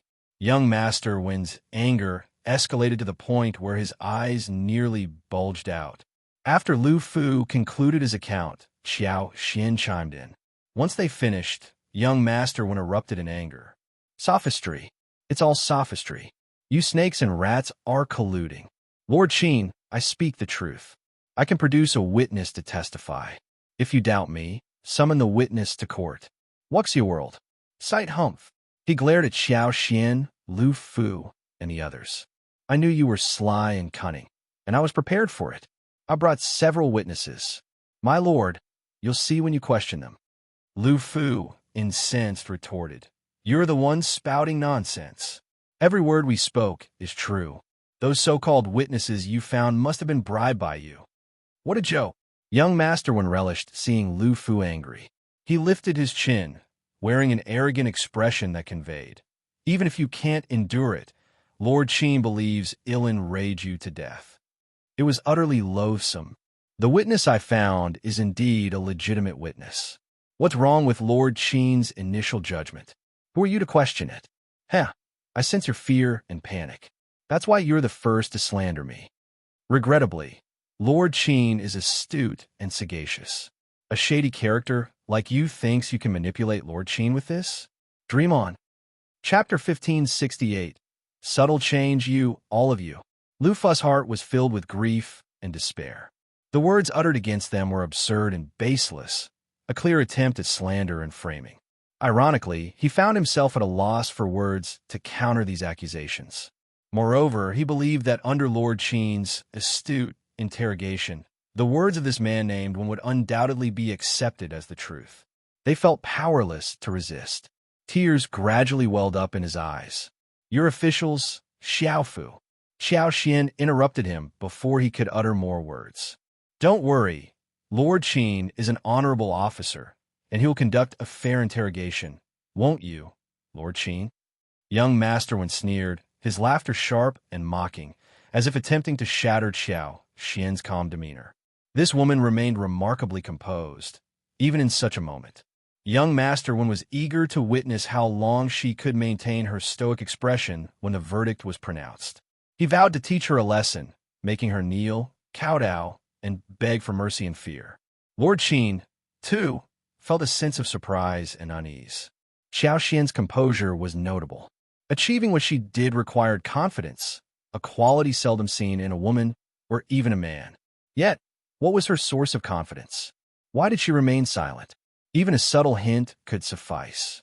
Having survived as the governor of Heavenly Mansion for 5 years without being ousted, Lord Qin had a pragmatic understanding of the laws governing survival. In this moment, he weighed the situation, opting to treat Xiao Xian with more courtesy until he unraveled her identity. Hadn't she instructed the maidservant to invite her husband? Once her husband arrived, her background would be revealed. Providing himself with more opportunities to navigate the situation was a crucial survival principle in his career. After Lord Qin resolved to be more tactful, his countenance softened. When he resumed speaking, his tone adopted a gentler cadence. What's your world? Sight, I will thoroughly conduct the interrogation. I want to overlook any clues or any wrongdoer. Bring forth the witness. Ms. Qiao, if you have any witnesses, feel free to bring them forward. I will treat all parties impartially. Young Master Wen sneered and shot a smirk at Xiao Xian. He perceived nothing amiss in Lord Qin's words. Instead, he believed Lord Qin must be confident that Xiao Xian lacked witnesses, hence expressing fairness. When Xiao Xian and the others departed, young Master Wen, the sole attentive observer, directed the servants to bring a few individuals along. Naturally, these witnesses had been coerced and bribed by him along the way. He harbored no apprehension. Few could match his cunning in the world. Xiao Xian detected the shift in Lord Qin's tone and gazed at him in astonishment. Their eyes met, and Lord Qin's gaze appeared gentle, a stark contrast to the feigned coldness. Xiao Xian gleaned a sense of the situation, surprised yet realizing that the individual overseeing Heavenly Mansion in the capital was no ordinary person. Though uncertain about the reason for the sudden change in attitude, she welcomed it. It offered her a moment of respite. Chapter 1569. The so-called witness. Thank you, Almighty. Please, prioritize the interrogation of young Master Wen's witnesses. Shortly after, 5 witnesses were ushered forward. Some among them appeared visibly anxious and uneasy, instinctively shuffling and attempting to retreat. Lord Qian, displeased, struck a wooden stick and reprimanded them. Only then did they stiffen, immobilized by fear. Lord Qian's countenance remained stern and unwavering as he began the interrogation. Observing the proceedings with keen interest, Qiao Xian found the unfolding events entirely expected. If young Master Wen's chosen witnesses did not testify in his favor, who else would? A self-testimony? Unless he were possessed by a ghost. Qiao Xian couldn't help but sigh with a hint of emotion. Regardless of young Master Wen's background, he seemed destined to face insurmountable odds. If it were only Lu Fu and the others grappling with this predicament, escape would be an impossible feat when had the imperial city sunk in such darkness beneath the emperor's rule. What good was the benevolence of the crown prince? As anticipated, after Lord Qian's probing, the witnesses chorused in unison, affirming young Master Wen's narrative. According to them, Qiao Xian, Lu Fu, and the others had nearly slain young Master Wen, causing his horse to bolt in fright. Only by colliding with a tree did the horse come to a stop, averting potentially catastrophic consequences. Casting a fierce glare at Qiao Xian, young Master Wen exuded resentment. Lord Qian directed his gaze at Qiao Xian. "Ms. Qiao, do you have any additional statements?" Young Master Wen sneered. "Huh." Qiao Xian responded calmly. "Lord Qian, should we formalize the testimony of these witnesses?" Young Master Wen interjected with a smirk. "Do I need you to suggest that? This is a guaranteed victory, a foregone conclusion." Qiao Xian pondered inwardly. "I fear that relying on you is far from a guaranteed success. How reliable is a sure bet, a shoe-in, to ensure your commitment?" Lord Qian, too, found himself perplexed. However, the uncertainty only fueled his resolve to proceed cautiously until all matters were resolved. The abnormal reactions raised suspicions. Qiao Xian's lack of a typical response, distinct from that of Lu Fu and others, especially her servants mirroring her, heightened Lord Qian's wariness. "Certainly, you should sign it. If your every word is true, then sign away." Upon receiving their payment, the individuals, seeing young Master Wen's apparent advantage, eagerly stepped forward to sign the agreement. Young Master Wen sneered. "Lord Qian, the case is crystal clear. Can we conclude it now?" Lu Fu's eyes burned with fury, wishing to reduce him to ashes. Qiao Xian scoffed. "These are your witnesses, presenting a one-sided narrative. I maintain that they've all been bribed by you, fabricating lies. How can we close the case? We must proceed with the trial." Young Master Wen, arrogantly smiling, retorted, "And who do you think you are? Likely just suffering from hysteria, right? Your opinions carry no weight in this court." Qiao Xian shot back. "This isn't a domain where one person's words hold sway. You, Lord, Miss Qiao's husband is here, seeking permission to enter the court." At that moment, a bailiff entered to deliver the news. Having awaited this moment, young Master Wen's eyes lit up, impatience evident. "Bring him in already." I thought head turned into a chicken. "Huh." Lord Qian, unruffled, nodded at the bailiff. "Bring him in." "Very well, Lord. If you find any errors, ads pop up, ads redirect, broken links, non-standard content, etc., please let us know, report, so we can fix it as soon as possible." Chapter 1570. Shao Yunduan arrived. Shao Yunduan entered the court composedly, clad in a serene green robe that accentuated his resemblance to a finely crafted bamboo. His narrow shoulders and waist, coupled with an undeniable presence, drew attention. Li Xia trailed behind him. "Husband." Qiao Xian's eyes lit up, and she approached with a smile. Shao Yunduan responded, gently shaking her hand and inquiring about her well-being. Qiao Xian smiled, shaking her head. "I am fine." Lord Qian, in a state of shock, almost stood up involuntarily. "This Lord Shao? How could it be Lord Shao?" "Indeed, Miss Qiao." Lord Shao's wife was none other than Miss Qiao, in the capital, who was unaware of Lord Shao's notable achievements. She was the one who revived the dying peony left by the Empress for the Emperor. The strawberries and potatoes were all linked to her efforts. In the competition for a husband, the eldest daughter of the Qian family fell short against her, and the fourth princess consort sought to publicly reward her, only to be met with a firm rebuttal. No wonder. How could someone with such accomplishments display fear in the Heavenly Mansion government office? You should have realized, after all, how many women possess such boldness. Lord Qian's emotions churned, and he couldn't help but cast a pitying glance at young Master Wen. This unfortunate soul. He might be smirking now, but tears might replace that smile later, wouldn't they?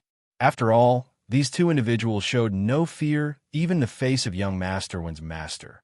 Young Master Wen's eyes lit up upon seeing Shao Yunduan, followed by a subconscious pang of shame. Jealousy and hatred surged within him, intensifying his anger. This contemptible woman. How could she be wed to such an exceptional husband? Yet, what did it matter if he was outstanding? Soon, he would be reduced to nothing, trampled beneath young Master Wen's feet. Young Master Wen sneered maliciously, poised to speak. Shao Yunduan greeted Lord Qian with a nod. Lord Qian, it's been a while. Indeed, it's been quite a while, long time no see. Lord Shao. Lord Qian appeared a bit flustered. Casting a pointed glance at young Master Wen, he introduced himself with a smile. Young Master Wen, perhaps we haven't met. Allow me to enlighten you. I am Shao Yunduan, the top scorer of the last spring quarter exam, and currently serving as a minister in the Ministry of Revenue. I've just escorted Princess Shuangfu back to the capital as a marriage envoy. And you are? Young Master Wen stood there with wide-open eyes, staring blankly at Shao Yunduan. The crowd erupted. What? This is the top scorer. The top scorer is so handsome. No wonder the eldest daughter of the Qian family can't forget him. Lord Shao is a true gentleman, and Madame Shao is no different. She's composed and dignified, and her words in court earlier carried weight. I believe her. I also trust that Madame Shao wouldn't lie. She's so compassionate. These poor children deserve our sympathy. Shao Yunduan spoke up. I've been here for a while, and since Lord Qian is conducting an investigation, am not here to interrupt. I've heard about the situation. Young Master Wen, are you speaking the truth? And these witnesses, Shao Yunduan glanced at them and sneered. Are they telling the truth? Young Master Wen's legs quivered, and he stumbled to the ground unsteadily. His face turned pale, and he trembled uncontrollably. He certainly wanted to defend himself, but would it prove effective? If you find any errors, ads pop up, ads redirect, broken links, non-standard content, etc., please let us know report so we can fix it as soon as possible. Chapter 1571. No wonder he faced Shao Yunduan, a figure so favored by the crown prince that even his own master dared not offend him. If Lord Qian were to lend his support, turning the case into a guaranteed victory, all issues would be resolved. It seemed like a foolproof plan, but could Shao Yunduan permit such a turn of events? The testimony from these witnesses alone would likely not withstand detailed scrutiny. Delving into specifics could expose significant flaws, not to mention the potential unraveling of other aspects of the case. No wonder Ms. Qiao displayed such arrogance. It all made sense now. Young Master Wen was filled with regret, wishing fervently to turn back time before sealing his fate. Lord, a man claiming to be young Master Wen's uncle is present. He says, upon hearing this, young Master Wen clung to the announcement like a drowning person grasping at a straw. Overjoyed, he couldn't contain himself, urging, really? That's fantastic. Hurry, bring my uncle in. Lord Qian's mouth twitched at the corners as he suppressed the rising disgust. He nodded at the reporting bailiff. Please, bring him in. Understood. A middle-aged man in his 40s, dressed in a dark green round robe adorned with intricate patterns, entered. Xiao Xian suddenly grasped the situation and turned to Shao Yunduan. In a hushed tone, Shao Yunduan explained, he is the general manager of the fourth prince's mansion. Xiao Xian nodded, smiling inwardly. No wonder young Master Wen dared to be so audacious and domineering. It became clear why no noble in the capital bore the surname, one with the qualifications to wield such authority. He was the nephew of the head chief of the fourth prince's residence. No wonder. The Prime Minister's officer held the esteemed rank of a 7th-ranked official and served as the chief steward of the prince's residence, adding to his aura of reverence. Naturally, the nephew of the head chief garnered increased significance. What outsiders remained unaware of was that this young Master One, known as Wen Fuxin, had been specially brought over from his hometown by the head chief. Upon achieving success, he felt a pang of sorrow for being childless. His brother and sister-in-law, sensing his yearning for an heir, voluntarily adopted his youngest son, bringing immense joy to him. Hence, 3 years ago, he eagerly brought Wen Fuxin from his hometown. The delay in changing the family lineage stemmed from the inauspicious timing for such alterations, guided by a fortune reader hired by head steward Wen. In approximately 6 months, he intended to request the 4th prince's permission to hold a ceremonial succession in their hometown. Despite the unchanged genealogy, he had always treated his nephew as his own son, reciprocated in kind by Wen Fuxin, who regarded him as his biological father. Head steward Wen found solace and joy in this filial bond, showering his son with extreme affection. At the 4th prince's residence, and even among the elite families in the capital, many sought favor with Wen Fuxin owing to their ties to head steward Wen. With such connections, how could Wen Fuxin not grow arrogant? When head steward Wen arrived at court, Wen Fuxin's flustered heart settled, revealing a distressed countenance. "Uncle, you must ensure justice for me." Head steward Wen glanced at him, his brow furrowing slightly. He softly rebuked, "Nonsense! What do you mean by seeking justice for me? This is a court, and justice is presided over by Lord Qian. Lord Qian has always been just. I believe he will uphold justice. Won't you, Lord Qian?" Lord Qian felt a twinge of annoyance, though his years as Heavenly Mansion's governor had made him adept at concealing his emotions. He maintained a neutral expression, nodding with a smile. "Indeed, absolutely. If you find any errors, ads pop up, ads redirect, broken links, non-standard content, etc., please let us know report so we can fix it as soon as possible." Chapter 1572. You colluded. Lord Qian contemplated to himself. "I can't afford to offend either of you. I don't want to offend either of you. Since things have come to this, I'll do whatever you do. I won't care about anything else," Shao Yunduan, appearing surprised, declared loudly. "So young Master Wen is the nephew of the head steward Wen at the 4th prince's mansion. It's crucial that head steward Wen is here. We must clarify matters." Upon Shao Yunduan breaking the news about head steward Wen's title, the crowd erupted. Young Master Wen has such a powerful background. No wonder he seemed so arrogant." The nephew of the head steward of the 4th prince's residence, head steward Wen offered a genial smile. We should clarify things. Lord Shao, scholars like you possess knowledge and the ability to present a strong case. Lord Shao, uphold justice and remain rational." Shao Yunduan sneered. No way. I also request that you refrain from bullying us, but I cannot afford to offend the 4th prince." Lord Shao certainly knows how to jest. Head steward Wen feigned a smile and turned to Lord Qian. "Lord Qian, this case is crystal clear. Please render a judgment." Shao Yunduan questioned, "What do you mean? I don't understand." Head steward Wen. Head steward Wen sneered. "My nephew is an honest lad. He would never lie. With all the witnesses, isn't it clear enough?" Qiao Xian interjected. "So, head steward Wen also believes it's a conspiracy, that Lu Fu and I had premeditated discussions and set up a trap to harm young Master Wen." Head steward Wen offered a fake smile. "Isn't that the case?" "Of course not," Qiao Xian retorted with a sneer. "I don't know Lu Fu and the others, and today I just happened to be on my way to the Cloud Watertown farm. Coincidentally, I encountered them on my return to the city. Unable to tolerate your nephew's bullying, I had to intervene." "What conspiracy is this?" Shao Yunduan asserted. "My wife is not acquainted with these individuals. That much is certain." Head steward Wen maintained his insincere smile. "That's what your family claims. Just saying you don't know them doesn't make it true. Of course, you won't admit it." Lu Fu and the others erupted in anger, exclaiming, "Ridiculous! We have no connection to Madame Shao." Upon seeing his uncle supporting him, young master Wen immediately straightened his posture. "You're just making excuses. This is all a fabrication. You are the ones who harmed me." Head steward Wen affirmed, "Exactly. We have witnesses. How can their testimony be disregarded?" Shao Yunduan responded sardonically, "Your witness is truly remarkable, even more adept than the Lord overseeing the case.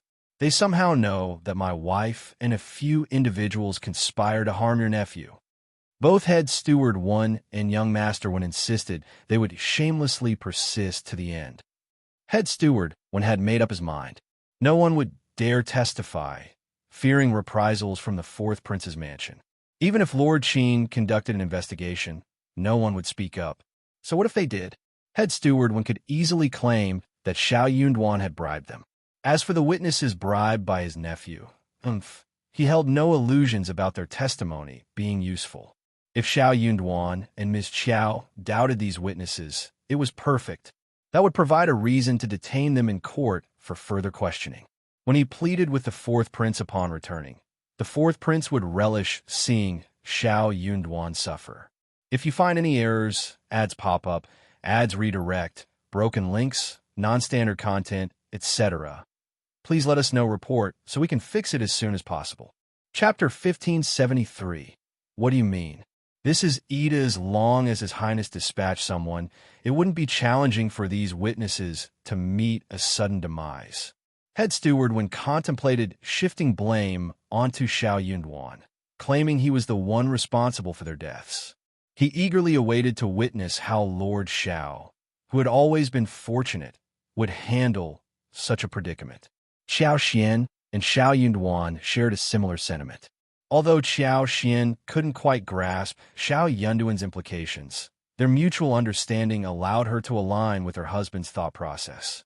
Consequently, Qiao Xian vehemently denied any knowledge of Lu Fu and the others, asserting the absurdity of the accusations against her. Lu Fu and the other children, frustrated and angered, turned red-faced, crying as they helplessly refuted the claims. Regardless of their protests, when Fu Xin persisted in insisting that they were acquainted with Qiao Xian and conspired against him. She even insinuated Qiao Xian's jealousy, suggesting she resented the fourth princess consort for receiving assistance. However, lacking the significance and courage to retaliate directly, she orchestrated a scheme to harm herself, thereby implicating the fourth prince's mansion. Lu Fu and the others were on the verge of collapsing from sheer anger. Qiao Xian, astounded by the audacity, almost applauded. This was the epitome of a wild imagination. Young Master Wen truly exhibited a talent in this department. Head Steward Wen stood with pride. Though outwardly calm, he exuded internal satisfaction. How formidable could Shao Yunduan be? His lord had fallen victim to the trap he set, not to mention the potatoes he supplied to the crown prince. Unforeseen was the close scrutiny from both the Ministry of Revenue and the palace. It resulted in a bountiful harvest, bringing immense joy to the Ministry of Revenue and the Emperor. Despite the significant reward bestowed upon the crown prince, His Highness remained in a state of deep depression. If he emerged victorious over Shao Yunduan this time, His Highness would surely hold him in high esteem. Unexpectedly, just as the confrontation reached a stalemate, Lu Fu's parents arrived. Three men, their faces weathered and expressions stern, approached the court. The youngest sported a beard and a ponytail, appearing to be around 35 or 36 years old, while the other two were in their 40s. One had a blind eye, and the other walked with a limp in his right leg. Lu Fu and the others brightened up, exclaiming, "Uncle Zhang, Uncle Wu, Uncle Lu." Head Steward Wen and his nephew observed with disdain. It dawned on them that the families of these unfortunate boys were impoverished and dealing with physical disabilities. The audacity of such individuals to present themselves at this time amused Head Steward Wen and his nephew, who didn't bother concealing their scorn. As soon as the three men entered, Lu Fu and the others rushed towards them. The three men showered the children with affection, gently stroking and comforting them, all the while emanating an air of anger. Their expressions remained frigid. The 35-year-old man took deliberate steps forward straightening his back. His gaze swept across Lord Qian before settling on Head Steward 1. His eyes, dark and unfathomable, exuded a chilling coldness. Under this penetrating stare, Head Steward 1 involuntarily shivered, sensing a bone-chilling chill creeping up from the soles of his feet, when Fu Xin, unable to match his uncle's composure, visibly trembled. His expression changed, and he stood rigidly on the sidelines, instinctively lightening his breath. Xiao Fu and the others are unfamiliar with Lord Shao and Madame Shao. It's absurd to suggest they conspired to frame your nephew. If you find any errors, ads pop up, ads redirect, broken links, non-standard content, etc., please let us know. Report so we can fix it as soon as possible. Chapter 1574. Identity Head Steward when sneered. The unintended suppression by the presence of a few individuals with disabilities fueled his shame and anger, causing him to lose control. He bellowed, "You're all colluding. Naturally, you'll say that. I won't lie." Zhang Sang handed over a dark red, weathered oilcloth bag, stating coldly, "Lord Qian will understand when he sees it." Head Steward Wen's forced smile grew more malicious. He retorted sharply, "What? Are you attempting to bribe right in front of me?" Shao Yunduan sneered, "What can you expect from a hog but a grunt? What did you say? To smear someone and hurl insults. What can you expect from a hog but a grunt?" "You." Lord Qian intervened, coughing. "Bring it up." Since they presented it personally, he had to inspect it himself. The oilskin bag was swiftly placed before Lord Qian. As he opened it, he casually picked up a folded piece of paper and glanced at it. His expression underwent a drastic change. He glanced at the others, his eyes widening, and his hands trembling involuntarily. His expression became indescribably complex, revealing inner turmoil. Head Steward 1 and his nephew were left stunned, perplexed by the unexpected turn of events. Observing Lord Qian's reaction, Head Steward 1, usually confident, struggled to maintain composure. He exchanged glances with Shao Yunduan, who remained stoic. Head Steward 1 put on a fake smile and addressed Lord Qian. "Lord Qian, what is the matter? Has Lord Qian found something?" Lord Qian, torn by conflicting emotions, raised his eyebrows and replied, "Why don't we temporarily halt the proceedings and investigate further?" It was a common phrase used in governmental offices. It implied that the case was not suitable for public interrogation. Why not transfer it to the back hall and discuss it in detail? Zhang Sang barely hesitated. Instead, he seemed to sigh in relief and promptly expressed his agreement. "Certainly, but it's at Lord Qian's discretion." Shao Yunduan glanced at Zhang Sang, paused briefly, and stated, "I have no objections either." None of them raised objections. That left only Head Steward 1. However, he appeared somewhat hesitant. Before he could voice his thoughts, when Fu Xin interjected, "No, why can't we conduct the interrogation openly? Is someone trying to manipulate things covertly?" Dream on. If everyone agreed, he felt compelled to disagree. There had to be something fishy. When Fu Xin thought as much, and Head Steward 1, initially harboring suspicions, found assurance in his nephew's proclamation. "Exactly. Lord Qian, there's no harm in being forthright." Lord Qian regarded Head Steward 1 and his nephew with pity. It seemed they might not comprehend the consequences of their actions. Since they were resolute in their stance, why not fulfill their wish? Having already suggested the idea, and with their rejection, Lord Qian felt justified. Even if the fourth prince were dissatisfied, he couldn't be blamed. In that case, it's settled. Lord Qian rose, bowed slightly, and cupped his hands towards Zhang Sang. "General Zhang, please proceed." General Zhang? What kind of general was this? Did they mishear, or did Lord Qian misspeak? Head Steward 1 and his nephew exchanged bewildered glances, attempting to discern each other's expressions as if questioning the accuracy of what they heard. The onlookers were also taken aback. The surrounding commoners were left in shock, their gasps audible. "What? What did Lord Qian say just now? Did you hear that?" If you find any errors, ads pop up, ads redirect, broken links, non-standard content, etc., please let us know. Report so we can fix it as soon as possible. Chapter 1575. It actually became like this. I didn't hear it. I must have heard wrongly. Zheng Sang chuckled self-deprecatingly. Lord Qin, please, am no longer a general. I'm just a commoner now. Greetings, Lord. Zheng Sang cast a quiet gaze at Head Steward One. His dispassionate tone struck the heart of Head Steward One like a heavy hammer. These children are all offspring of my former brothers. Their fathers were comrades in arms with me on the northern battlefield, sharing life and death together. They returned from the battlefield with injuries, illnesses, or disabilities. A decade has passed, and many are no longer with us. Some of these children have lost their fathers, and others have lost both parents. In our residence, there are no fewer than 20 to 30 children in similar circumstances. Over 10 disabled brothers, like their fathers, are still grappling with life. Including elderly, frail, women, and children, there are over 70 in total. Our surviving brothers may be incapable, but we cannot let the families and children of our fallen comrades suffer. These children are remarkably resilient. If they possess strength, they labor as porters, engage in manual work, or become apprentices. If strength eludes them, they find alternative ways to contribute, such as doing odd jobs, washing clothes, or gathering wild vegetables and fruits outside the city. Shao Fu, Shao Air, and the others have ventured out of the city to forage for food multiple times, and today won't be the last. I fail to comprehend how this led to accusations of collusion with Madame Shao to frame young Masterwin.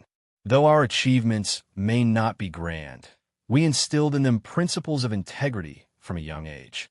If they were to commit such an act, I want to shield them from your judgment. I, Zheng Sang, dare not claim exceptional prowess. In the past, I participated in more than 10 battles on the Northern Front, vanquishing over 100 foes. I once captured a prince, a king, and a monarch, saving General Sun's life. My life was nearly claimed by the King of Hell. I fear no peril. I won't let this matter slide. Even if it costs me my life, I won't tolerate baseless slander. When Fu Xin, oblivious to the gravity of the situation, scorned Zheng Sang's words, he sneered and jeered. Oh, boasting about your feats. Shamelessly bragging here. What a joke you owe, uncle. When Fu Xin shielded his face, casting a bewildered look at Head Steward One. Shocked and confused, he couldn't fathom why his caring biological uncle would resort to a slap. Head Steward One, agitated and vexed, lacked the time to explain. He spoke with frustration, his voice lowered to a hiss. Stay silent. Enraged, Zheng Sang rebuked sharply. What is the meaning of this? How dare you subject me to such humiliation? Shao Yunduan sighed. General Zheng risked his life for the great Qin, valiantly defending against external threats. He nearly lost his life on the northern battlefield, only to face scorn like this.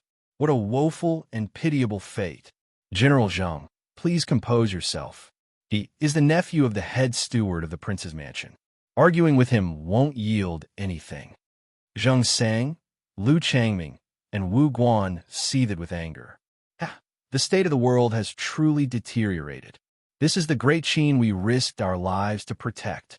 If you find any errors, ads pop up, ads redirect, broken links, non-standard content, etc., please let us know report so we can fix it as soon as possible. Chapter 1576. Gathering of the Gods in the Heavenly Mansion. I can't help but feel sorry for these children. What wrong have they done? Their father laid down his life for the great Qin Empire, and yet his son has to endure such humiliation, picking up discarded vegetables and fruits. Elder brother Zheng, I harbor so much resentment towards him. This is far from over. Far from over. Onlookers seethed with anger, unleashing a torrent of curses. This is inhumane. Is he even human? Bullying the less fortunate. Is this the way of the world?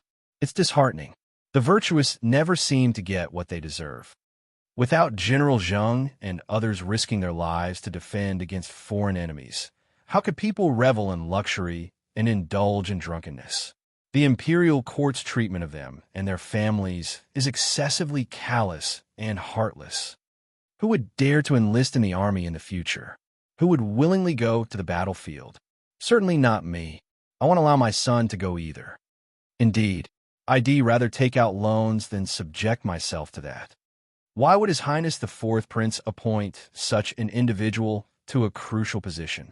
It's beyond comprehension. Like master, like servant. Quiet down. Watch your words. Trouble may arise from your loose tongue. Head steward, one could no longer maintain his confident composure. His expression reflected defeat, and cold sweat adorned his forehead. In his heart, he lamented, "It's over, it's over." When Fu Xin covered his face, still nursing a sense of injustice. His countenance betrayed embarrassment, fear, and confusion. Even at this moment, he couldn't fathom the situation. Why was his uncle so apprehensive about these destitute individuals? So, what if he's a general? What kind of nonsense general behaves like this? No one would suspect he's a beggar by the roadside. Head steward when tossed aside any concern for his dignity or reputation. A forced smile stretched across his pallid face as he offered profuse apologies to Zheng Sang. Disgust and anger had long consumed Zheng Sang and the others. They paid little attention to the steward's attempts at remorse.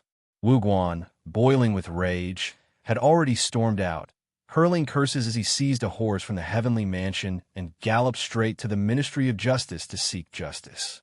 Before long, representatives from a Ministry of Justice and the Ministry of Personnel arrived. Delegates from the Great Justice Temple followed suit. General Sun personally made his way to the scene. Soon after, emissaries from the palace joined the gathering. The Crown Prince, the Fourth Prince, and other princes arrived in succession, turning the once serene heavenly mansion into a chaotic assembly of high-ranking officials. Given the circumstances, a public trial was out of the question. All involved parties were ushered to the back hall. The Crown Prince and the other princes took their seats while the rest stood. Lord Qin, initially handling the case, positioned himself at the rear, his face betraying palpable nervousness. Zheng Sang and his companions stood on the sidelines, observing the unfolding events. Meanwhile, Head Steward 1 and his nephew knelt on the ground, trembling with fear. The swift escalation of the case to the palace owed much to General Sun's intervention. As consort Des' younger brother and the current head of the Sun family, General Sun owed his life to Zheng Sang's past heroics. Zheng Sang, in turn, had amassed numerous accolades and rewards from the court, including praise and recognition from the emperor himself. The documents previously submitted by Zheng Sang to Lord Qin showcased a litany of imperial court notices, highlighting countless military merits and honors earned through his dedicated service. General Sun had consistently held Zheng Sang in high regard, envisioning him as a potential trusted aide to be cultivated. However, upon his return to the capital from the northern regions, Zheng Sang found himself at odds with the bureaucratic intricacies of the capital and disapproved of the Sun family's conduct. Adding to his challenges, Zheng Sang was acutely aware that his act of saving General Sun's life had forged an indelible connection in the eyes of the public. He was seen as inherently associated with General Sunday. Beyond his reliance on General Sun, he recognized that establishing himself independently would be an uphill battle. If you find any errors, ads pop up, ads redirect, broken links, non-standard content, etc., please let us know report so we can fix it as soon as possible. Chapter 1577. But this time, it's too much. However, he harbored no desire to become entangled with the Sun family. As a result, he made the difficult decision to resign. Despite the numerous comrades he had lost on the battlefield, and being an orphan without familial ties, he chose not to return to his hometown. Instead, he remained in the capital, dedicated to caring for the families of his fallen brothers. Gradually, a community of such individuals gathered around him, numbering nearly 76. They resided in a makeshift slum in North City, facing the challenges of being orphans, widows, or disabled veterans retired from the battlefield. Many grappled with illnesses, lacking access to proper medical care. Most were unversed in administrative matters, finding solace only in labor-intensive, physically demanding tasks. Despite their hardships, they gritted their teeth and persevered. Throughout these years, Zheng Sang never sought out General Sunday. However, the accumulation of a decade's worth of difficulties and resentment within him finally reached a breaking point. A spark ignited, resulting in a resounding explosion, today's incident. Upon hearing the news, General Sun, being the second prince's uncle, found joy in the opportunity. He promptly consulted with an advisor, informed his wife, and had Princess Concubine Virtue report the matter to the emperor. Princess Concubine Virtue urgently sought an audience with the emperor, considering the involvement of Lord Shao, Madame Shao, and a general with significant past contributions, an affair worthy of the emperor's attention. The crown prince and the other princes could not afford to remain passive in the face of an incident within the palace, particularly the crown prince, who would undoubtedly be compelled to intervene. The atmosphere of the scene soured. The fourth prince maintained an expressionless demeanor, harboring a wish to kick both individuals to their demise. It appeared that the person in charge treated his dog poorly. Treating the dog too well would imply it was a human with the freedom to act as it pleased. Since it was a dog, all the unscrupulous actions would be attributed to the master. Once everyone was assembled, the crown prince let out a sigh and cast a complex look at Shao Yunduan. He inquired, "Officer Shao, what is happening? Enlighten me." As Shao Yunduan was the most knowledgeable among those involved, he assumed the role of questioning. When Fu Xin remained utterly clueless, still muddled, and unaware of the situation. Observing the presence of the crown prince, the fourth prince, the second prince, and the third prince, he felt an unexpected surge of excitement. What did this signify? It meant that his uncle held considerable influence. See, the crown prince and the fourth prince were both present. His uncle, as the trusted aide of the fourth prince, surely wouldn't let them suffer. The crown prince, known for his benevolence, wouldn't disrespect the fourth prince. As long as the crown prince extended courtesy to the fourth prince, no one would dare to utter a word against them. These people would undoubtedly have to kneel before him later, concerned that Shao Yunduan and Xiao Xian might say something detrimental. When Fu Xin hastily interjected, "Crown Prince, I am innocent. Please help me." Shao Yunduan raised his voice, cutting him off. The rules at the fourth prince's mansion are commendable. How dare a servant show disregard for the crown prince? How dare he speak in front of the crown prince? The onlookers were left in stunned silence. The crown prince felt a tinge of awkwardness. Initially, he had no intention to intervene, but faced with the servant's insolence, his usual restraint wavered, contemplating whether to engage in a confrontation. If you find any errors, ads pop up, ads redirect, broken links, non-standard content, etc., please let us know report so we can fix it as soon as possible. Chapter 1578. Lawless, but, to his surprise, Shao Yunduan spoke up. No one could have anticipated Shao Yunduan's decision to speak. Adding to the unexpected nature of Shao Yunduan's intervention was the fact that he projected an image of a scholarly figure, worth no more than 1,000th of a tael, to be used judiciously. Yet here he was, an imperial court official, engaging in a public dispute with a servant, a situation that was utterly demeaning. Certainly, none of those observing the scene would ever consider such behavior, unless, perhaps, it involved the fourth prince. As the master of one Fu Xin, it seemed fitting for him to reprimand his servant. However, contrary to expectations, the fourth prince didn't want assumptions to prevail. Upon hearing one Fu Xin speak, he involuntarily sighed in relief, planning to scold him later and allow him to explain himself first. Shao Yunduan's careless comment caught everyone off guard. Unable to tolerate it any longer, one of the fourth prince's aides sneered and calmly remarked, "Lord Shao, is it necessary to be so serious with a mere servant? It seems a bit demeaning." The crown prince, feeling embarrassed, became even more uncomfortable. "Your lordship, you're mistaken," Shao Yunduan responded with a serious tone. How could a mere servant of the fourth prince show disrespect to the crown prince? What would people think? They might assume the fourth prince harbors ulterior motives and cares little for the crown prince.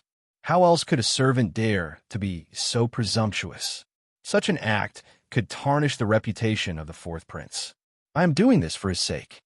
We adhere to the rules of the Qian family. It's not child's play. Why shouldn't we take it seriously?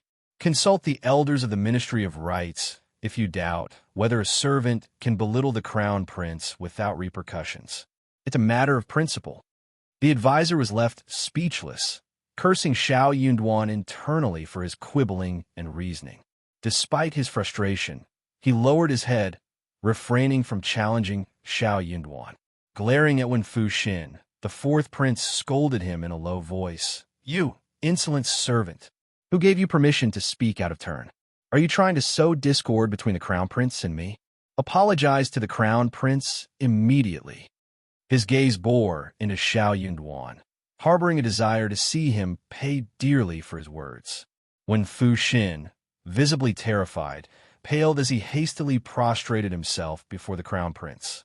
"I'm innocent. I'm innocent. Crown prince, please have mercy. I never meant to disrespect you. I only fear that Lord Shao would utter baseless accusations. Enough. I won't argue with you any further. You may leave." Recalling Shao Yunduan's remarks, the crown prince couldn't help but feel repulsed. Listening to someone badmouth Shao Yunduan, even though it was Shao Yunduan himself doing the talking, left a bitter taste. No wonder Officer Shao was infuriated and refused to show any courtesy to Wen Fuxin. Such a slave was undoubtedly of questionable character. Despite his feelings, the crown prince, mindful of decorum, extended a modicum of courtesy to Shao Yunduan. "Officer Shao, please proceed." Shao Yunduan responded. "Ms. Qiao is the key witness. Ms. Qiao, could you please provide your account of the events?" "Yes." Qiao Xian began, narrating the details. Subsequently, they questioned Lu Fu and the others, who corroborated the truth. The tales were humiliating, distressing, and filled with sorrow and outrage. As the accounts unfolded, tears were shed, and sobs punctuated the air. The ministers directed their gazes at head steward Wan and his nephew, further stoking the crown prince's anger. Zheng Sang and the others shared in the collective heartbreak and indignation. Wu Guan clenched his teeth and spat, yearning to mete out punishment to Wen Fuxin. General Sun, incensed, voiced his outrage. "This is beyond the pale. Utterly despicable. How could you subject these children to such humiliation? Have you no humanity? If you find any errors, ads pop up, ads redirect, broken links, non-standard content, etc., please let us know report so we can fix it as soon as possible." Chapter 1579. Head steward wins dizziness when Fuxin persisted in his attempt to quibble. They shut up. Head steward when delivered a forceful kick to his chest without a hint of mercy. The impact sent Wen Fuxin sprawling backward on the ground, clutching his throbbing chest. Surprised, he looked up at his uncle and stammered, "Uncle! Bastard!" Head steward Wen's eyes bore into him with disappointment. He gritted his teeth and admonished, "The crown prince is granting you an opportunity. Spit out the truth. If you dare conceal anything, you can kiss your sorry life goodbye." Despite the presence of court officials, the crown prince, numerous princes, Shao Yunduan, and Zheng Sang, the sensitivity of their identities loomed large. Did this fool think he could deceive them with a few words? Had they been dealing only with Shao Yunduan and the others, they might have been under the fourth prince's control. Facing a group of commoners, perhaps they could have turned a blind eye and cooperated, but the circumstances had changed. Wen Fuxin was dumbfounded. It's easy for a person to puff up and float, but abruptly deflating them is a challenging task. It evokes embarrassment and resistance from the core. Zheng Sang sneered. "Crown Prince, please conduct a thorough investigation. I demand justice." "Cough, General Zheng, rest assured. I will provide a satisfactory explanation," the Crown Prince assured. General Sun, indignant, addressed Zheng Sang. "Little Zheng, don't be disheartened. I won't let you endure such humiliation and injustice.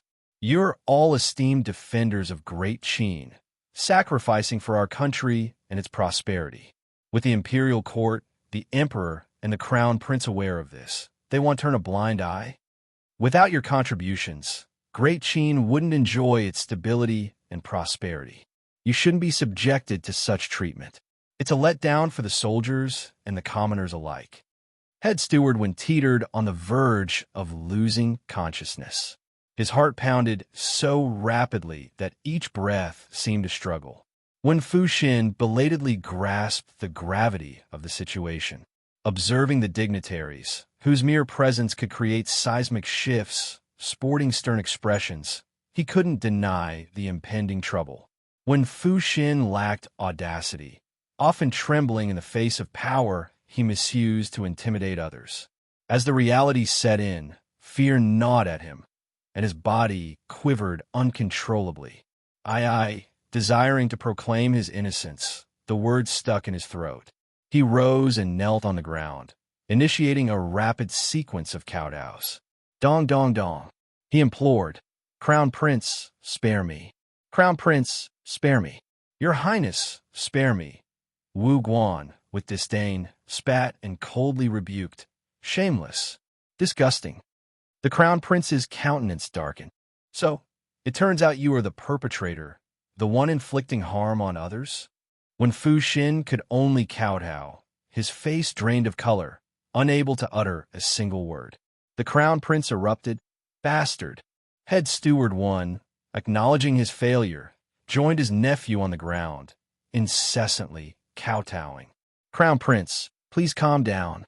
I failed in guiding my nephew. I'm also at fault. Please grant us a chance to rectify our ways. If you find any errors, ads pop up, ads redirect, broken links, non-standard content, etc., please let us know report so we can fix it as soon as possible." Chapter 1580. Lord Qin's headache. General Sun sneered. Head Steward when truly lives up to his title, decisive and bold. If not for the uproar today, would he have shown such courage? I heard that just moments ago, when he stood in the heavenly mansion Yaman's court, he exuded arrogance. Shao Yunduan spoke calmly. General Sun makes a valid point. Head Steward when accused my wife of colluding with Shao Fu to harm his nephew. I find it peculiar that he wasn't present during the incident, yet he seemed well informed. Shouldn't Lord Qin have been the one to question him? Zheng Sang added with a cold tone, "Lord Shao is correct. Before the Crown Prince and others were made aware, you didn't express concern about failing to guide your nephew properly. Now you seek a chance for redemption? What kind of game are you playing with us?" General Sun slammed the table. "This is beyond forgiveness." The fourth prince harbored deep animosity, yet he understood that the head steward's tenure was doomed. Even if his life were spared, the position of head steward was forfeit, and his nephew's fate far from assured. General Sun and the second brother wouldn't let the matter rest, and his father would struggle to justify it. Attempting to garner support from the generals was futile. Who would believe him after witnessing the fate of Zheng Sang and the others? The fourth prince, foreseeing trouble down the line, decided to distance himself from the head steward. Coldly, he declared, "I know nothing of this affair. If I did, you wouldn't escape unscathed. Given the current situation, Crown Prince, these two are your responsibility. Whether you choose punishment or interrogation, it's in your hands."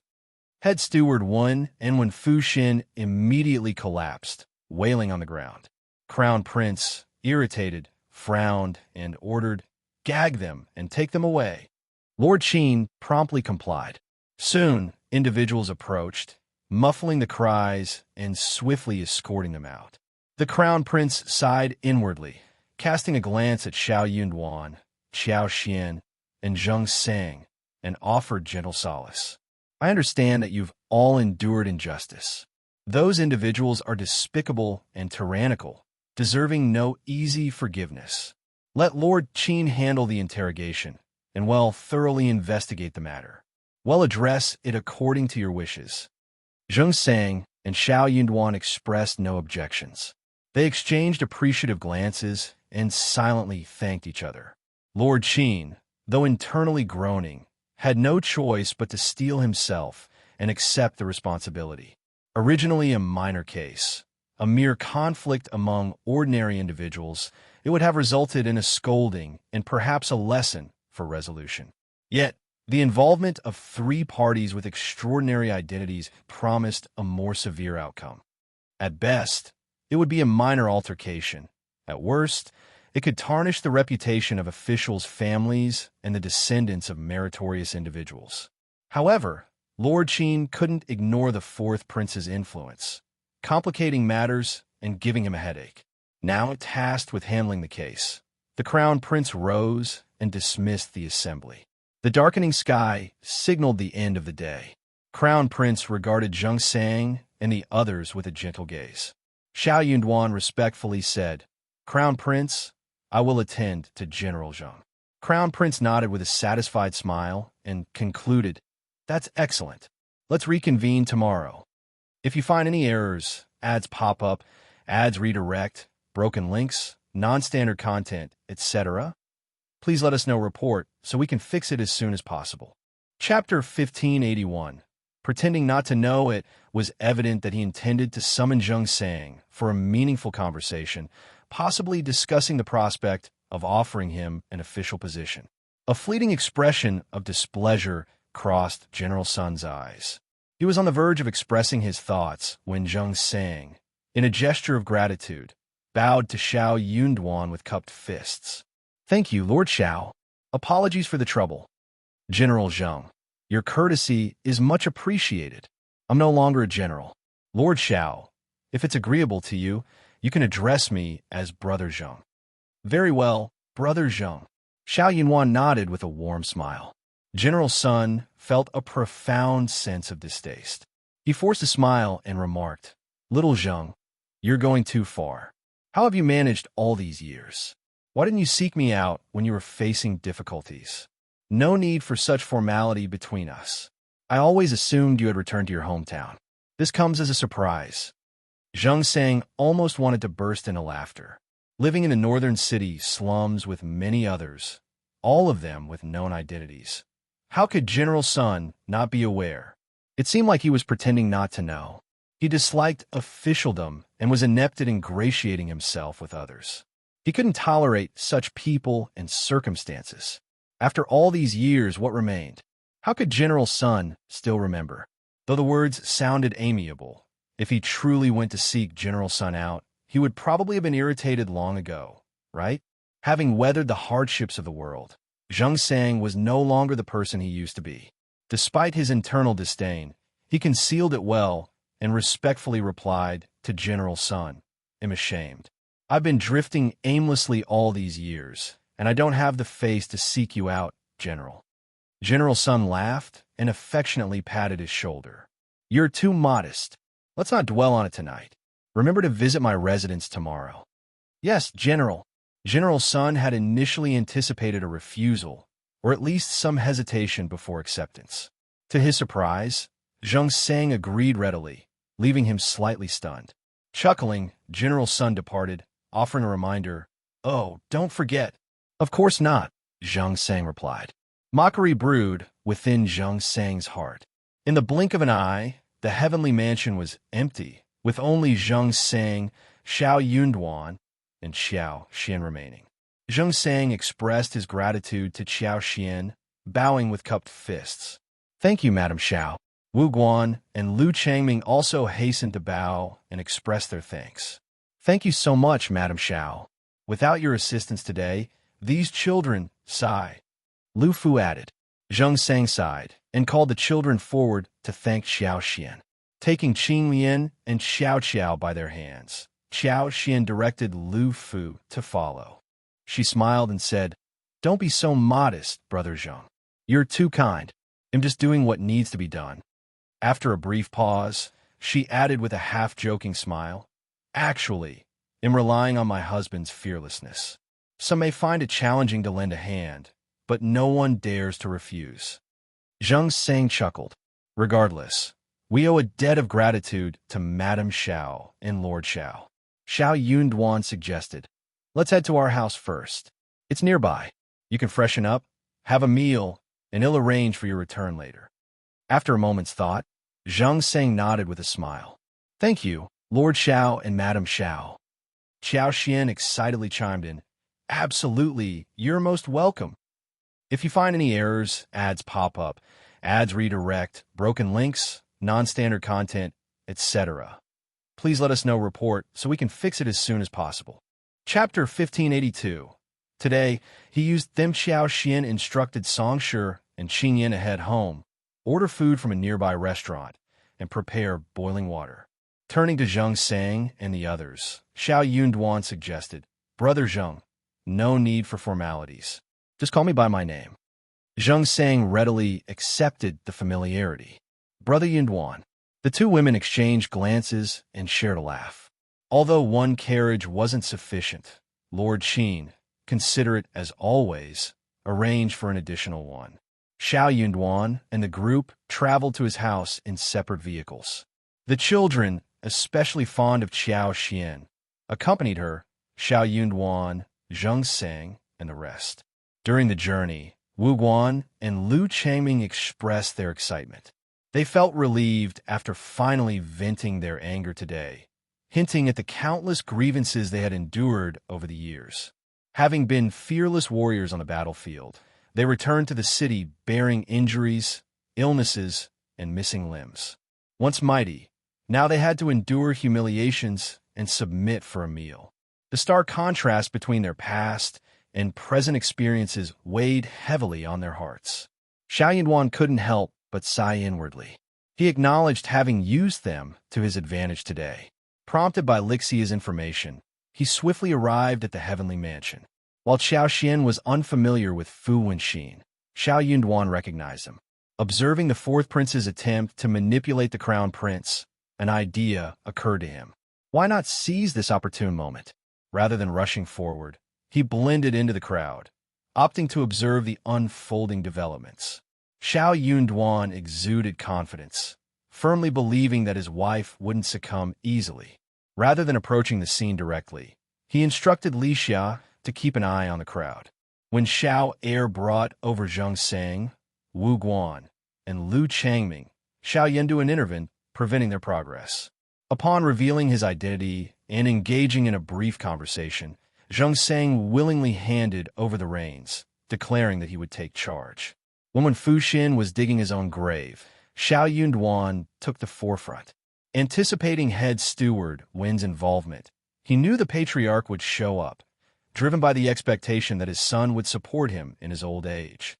Head steward Wen did not disappoint. With Fu Xin carelessly courting disaster, there was no turning back, and head steward Wen had to play along. Confident in the fourth prince's backing, head steward Wen wasn't afraid of failure. As long as he tarnished Zhang Sang's name, the fourth prince would offer unwavering support. It seemed like the matter would eventually be settled as a minor inconvenience. However, fate had different plans for him this time. Even the fourth prince would find himself implicated to some extent. This affair concerned the descendants of soldiers who had fought for the country. Without a proper explanation, the generals wouldn't stand for it. In this critical moment, Zhang Sang took the stage. When he and Shao Yunduan synchronized their efforts, the trap ensnared the uncle and nephew, sealing their fate.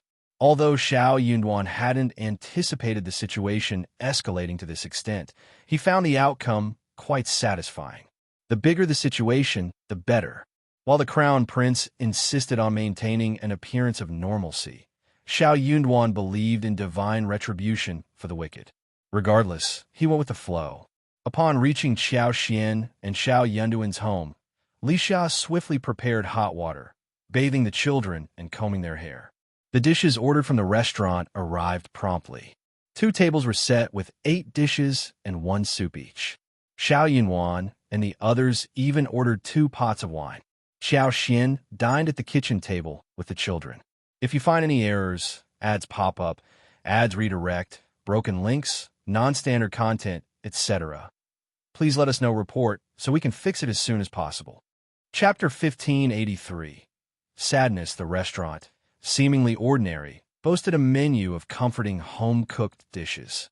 Mushroom roasted chicken, lamb roasted with onions, beef brisket stewed with white radishes, stir-fried meat, vermicelli cabbage, pork. The array was enough to elicit greedy expressions from the children. Despite their visible hunger, they restrained themselves, unwilling to make the first move. A collective gulp echoed in the room. Observing the children's plight, Qiao Xian took pity and urged them to sit. Dig in before it gets cold. Grateful, Lu Fu expressed his thanks, prompting the children to follow suit. Only then did they settle down to eat. Once chopsticks met food, the children couldn't help but hasten their consumption. Half of the dishes vanished from the table in no time. Their rapid eating, however, lacked rudeness, and Xiao Xian's gentle assistance softened the scene. Shao Yunduan, Zheng Sang, and others experienced a notable shift in mood. Rounds of dishes and a few glasses of wine later, Wu Guan unexpectedly broke into tears. It took him a while to regain composure, wiping away tears before smiling at Shao Yunduan. I apologize, Brother Yunduan. Having overseen numerous struggles and hardships, the brothers had maintained a relentless pace for years. Gathered around a table, sharing a decent meal and laughter, they reflected on the distant past. Although melancholy briefly settled in, Shao Yunduan poured wine and reassured, "There's no obstacle in this world that can't be overcome. Now that the court is aware, they'll handle it. Let's discuss it later." Zheng Sang, however, expressed reluctance, his brow furrowing. "I have no intention of involving myself with the imperial court anymore. The same goes for these children. The imperial court doesn't owe us anything. We're incapable, and there's no one to blame but ourselves." It was an undeniable truth. Having retreated from the battlefield, who among them hadn't felt this way? Nevertheless, they were alive, a sentiment that brought satisfaction, especially when compared to their fallen comrades. Despite life's challenges, the children were gradually maturing each day. As they aged, it was hopeful that their circumstances would improve. However, gaining favor with the imperial court proved to be an arduous task, one that was financially beyond their means. Moreover, the prospect of entangling themselves in the conflicts among the princes, risking disaster, was a fear they couldn't shake. Shao Yunduan couldn't help but sigh inwardly, recognizing that Zheng Sang and the others had likely grown so disillusioned with the court that they accepted their situation with unusual calmness. Reflecting on the past, they had received compensation upon retirement, 15 taels of silver for the disabled and 20 taels for the deceased. While not a significant sum, if properly distributed among those entitled, it could have eased their hardships. Yet, the reality was different, leaving Shao Yunduan with a mix of emotions. The allure of the silver was undeniable. Even a small business venture could have made a significant difference in their lives. Some might not even receive a single tael, further complicating matters. Shao Yunduan found himself grappling with complex emotions, questioning the worth of investing effort in such an imperial court. He pondered the potential impact of the seemingly kind crown prince and whether his efforts to effect change were worthwhile. Disappointment had eroded his confidence, and he no longer harbored the desire to remain in the capital. Smiling with a sense of resignation, Shao Yunduan spoke slowly. "I'm not suggesting that you pursue an official position or rely on the court's charity. Saving yourself is not an impossible task. There are alternatives worth exploring. If you find any errors, ads pop up, ads redirect, broken links, non-standard content, etc., please let us know report so we can fix it as soon as possible." Chapter 1584. Must satisfy everyone. Zheng Sang stood there, momentarily stunned.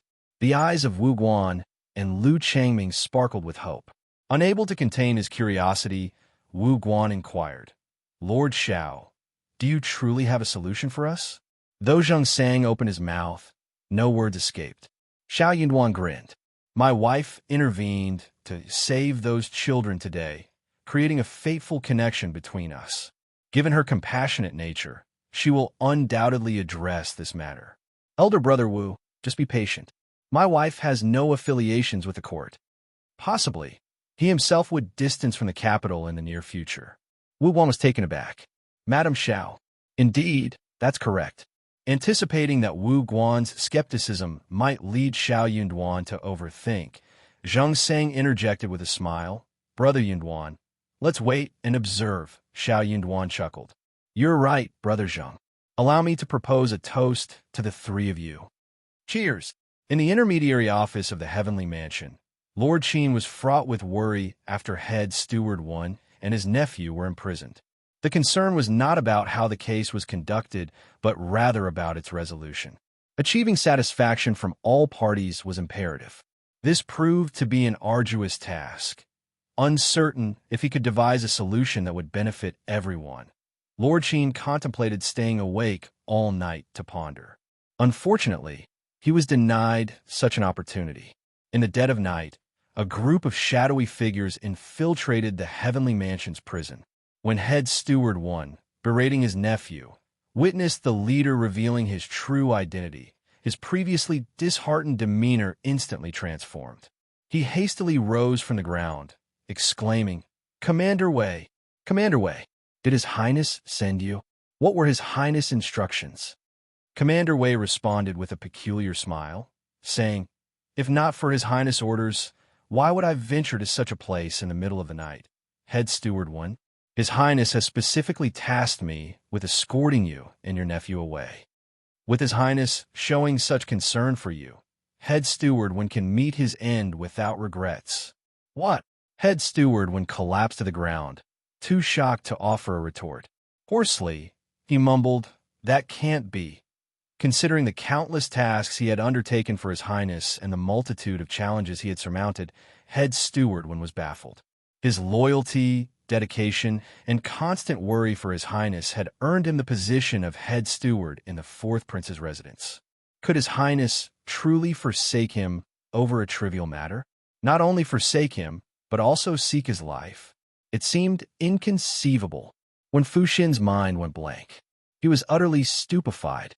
Commander Wei sneered with disdain. "If we don't handle this matter decisively, the generals won't be appeased, and General Sun and the second prince won't let it slide easily. Protecting you would erode the general's confidence in His Highness and foster resentment. Head Steward 1, do you believe yourself worthy of that?" Head Steward 1 tried to speak. Commander Wei scoffed. "Consider yourself fortunate that His Highness didn't dismember you. If you gracefully end your own life, you might still secure a decent burial. It's your misfortune that you didn't properly discipline your nephew, and you cross paths with those people today. That's the hand of fate. Just accept it." Had he only clashed with Madame Shao, he might have endured numerous beatings and offered numerous apologies. However, Madame Shao wasn't the only one he had offended. The identity of the person he had antagonized was exceedingly sensitive. If you find any errors, ads pop up, ads redirect, broken links, non-standard content, etc., please let us know report so we can fix it as soon as possible. Chapter 1585. Suicide How could Head Steward 1 fail to grasp the fourth prince's intentions? It became glaringly apparent as Commander Wei spoke, confirming the grim reality. Head Steward 1 realized he was truly in dire straits this time. "It's my fault. It's all my fault. I was foolish, utterly foolish." Regret overwhelmed him. Head Steward 1 lunged at Fu Xin, unleashing a torrent of furious blows and kicks. His hoarse voice reverberated with anger as he berated him relentlessly. Fu Xin, defenseless against the onslaught, could only cower, clutching his head, and pleading for mercy while addressing him as uncle. He, too, regretted his actions. If he had foreseen this outcome, he wouldn't have been so reckless, venting his frustration on those youngsters. Little did he know that behind those seemingly insignificant youngsters lurked figures more menacing than beggars. Had he been aware, he wouldn't have dared trouble them, not even at the cost of his life. He felt duped by those youths, who, in his opinion, should have kept their mouths shut. The realization of his own folly weighed heavily on Fu Xin. Commander Wei, amused by the unfolding drama between uncle and nephew, sneered and signaled a few expressionless men in black to step forward. In a swift turn of events, 2 suicides materialized in the prison overnight. appearing to have hanged themselves from a beam, their bodies swaying lifelessly. The following morning, Lord Qian, who had spent the night sleepless with a pounding headache, was met with an even more staggering revelation. Head Steward 1 and his nephew had apparently taken their own lives in the Heavenly Mansion's prison. The shock was so intense that Lord Qian nearly lost his footing. A wave of frustration washed over Lord Qian. He berated himself for his carelessness. The events of the previous night had left him so bewildered that he failed to consider the consequences. Lord Qian couldn't fathom why the Crown Prince would resort to suicide out of fear of punishment. It seemed an unnecessary act. More likely, the fourth prince had silenced him to prevent disclosure of sensitive information. As head steward of the prince's residence, head steward would likely held numerous secrets about the fourth prince, making a swift decision from the prince understandable. However, with the death occurring in his domain, Lord Qian faced the repercussions. The dilemma weighed heavily on him, and he pondered his next course of action. Enduring his headache, Lord Qian ordered the removal of the corpses, instructing their proper placement. Simultaneously, he summoned 2 grandmasters to strategize. Following the discussion, he dispatched messengers to report to the fourth prince's residence in the East Palace. Ultimately, Lord Qian personally visited the East Palace to apprise the Crown Prince of the situation and extend his apologies. He acknowledged that had he been more vigilant, the tragedy might have been averted. The Crown Prince sighed, expressing his regret. They possessed some courage, but this extreme step was unnecessary. Nonetheless, if they've chosen this path, there's little we can do to dissuade them. Let's conclude the matter here. Proceed to my fourth brother's residence to discuss closing the case. Then inform Officer Shao and General Zhang. Yes, Crown Prince. Your understanding is deeply appreciated. I am truly sorry, Lord Qian replied. The Crown Prince's words established the tone for the situation, providing Lord Qian with some relief. Yet, a sense of bewilderment lingered. Was the Crown Prince's sigh genuine or feigned? Lord Qian found himself unable to discern the Crown Prince's true sentiments, contemplating the enigma of the higher-ups' thinking. In the end, he sighed in resignation. The Crown Prince remained an enigma, his thoughts unfathomable. If you find any errors, ads pop up, ads redirect, broken links, non-standard content, etc., please let us know report so we can fix it as soon as possible. Chapter 1586. Too terrifying in truth, the benevolent Crown Prince genuinely held these sentiments, and his emotions were sincere from the depths of his heart. Reflecting on Shao Yunduan's words spoken at the Heavenly Mansion in front of the fourth prince the previous day, the Crown Prince felt a sudden pang of sympathy for his brother. Simultaneously, he understood that Shao Yunduan likely harbored resentment against him. Recognizing this, he grappled with conflicting emotions. Lord Qian, pushing aside his tangled thoughts, hastened back to the fourth prince's residence.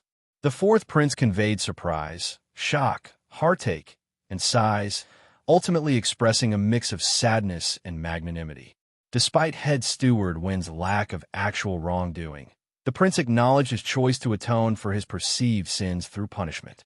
In light of this, the fourth prince arranged for the residents to handle the funeral proceedings and ensure a proper burial.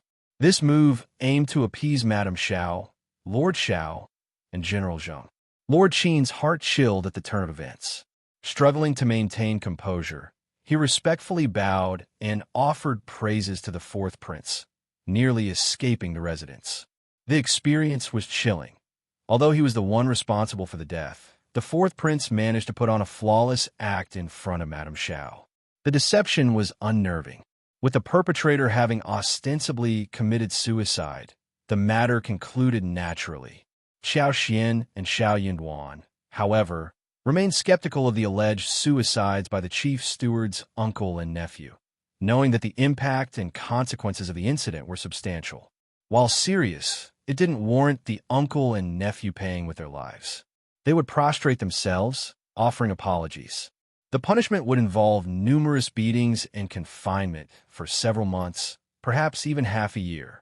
However, the notion that the uncle and nephew would willingly commit suicide raised doubts. Did they possess the courage for such a drastic step? Who else, besides the fourth prince, would have both the motive and capability to orchestrate such an event?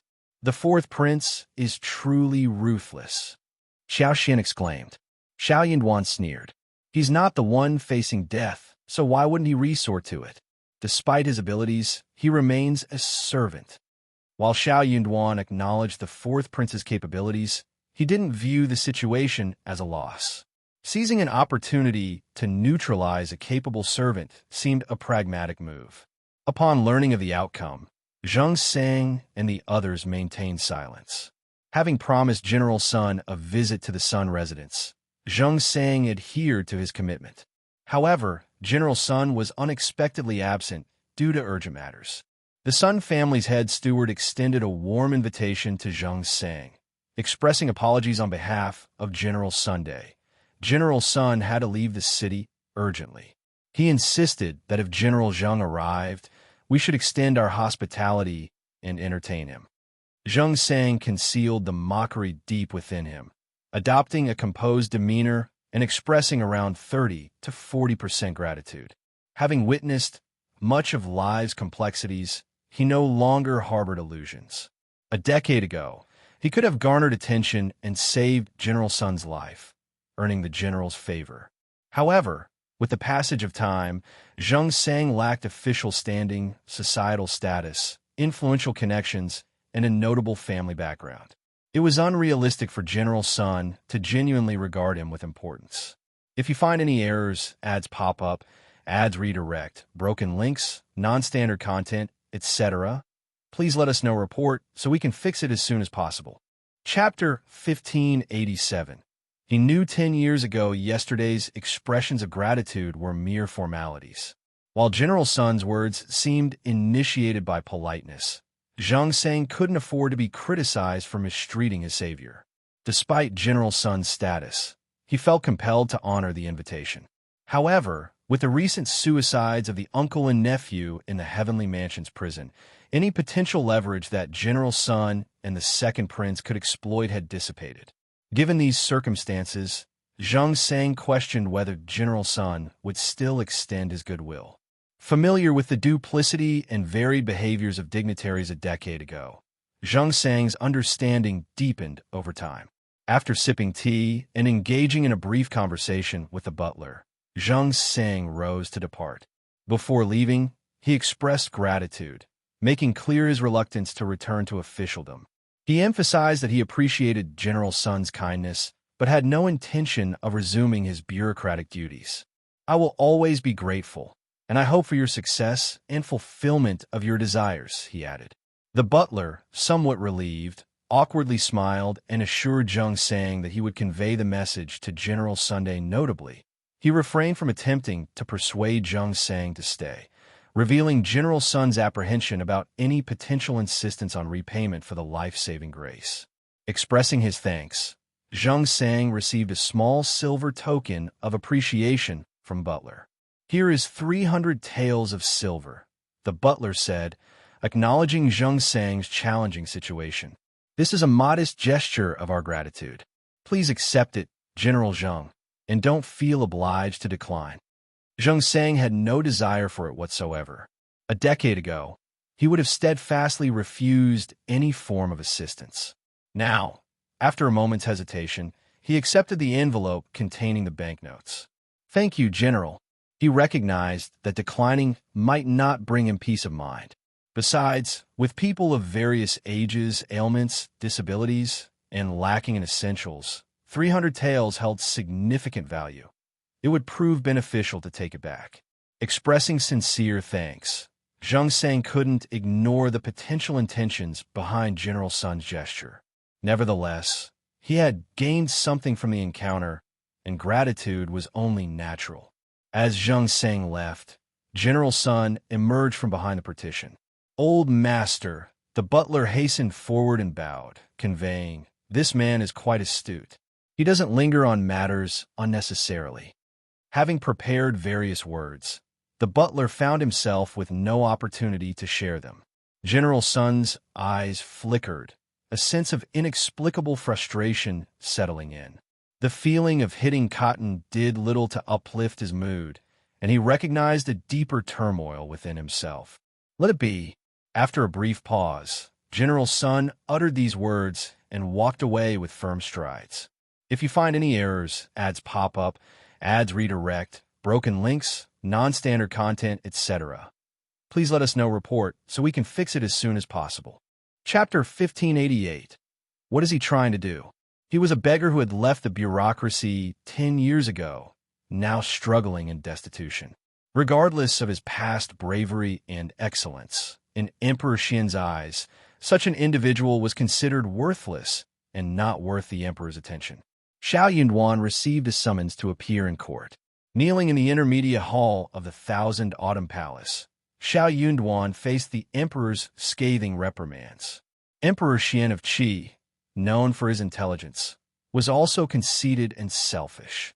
He had zero tolerance for scheming or anyone, even those who had previously praised him or made significant contributions. Emperor Qian was well informed about the events at the Heavenly Mansion's government office, including the subsequent developments. His keen mind allowed him to discern Shao Yunduan's involvement in the unfolding events. The emperor's thoughts raced, and it didn't take much for him to deduce Shao Yunduan's role. If Shao Yunduan hadn't colluded with Zheng Sang, leading the uncle and nephew into a trap, the situation would not have reached this point. Emperor Qian pondered the motives behind Shao Yunduan's actions.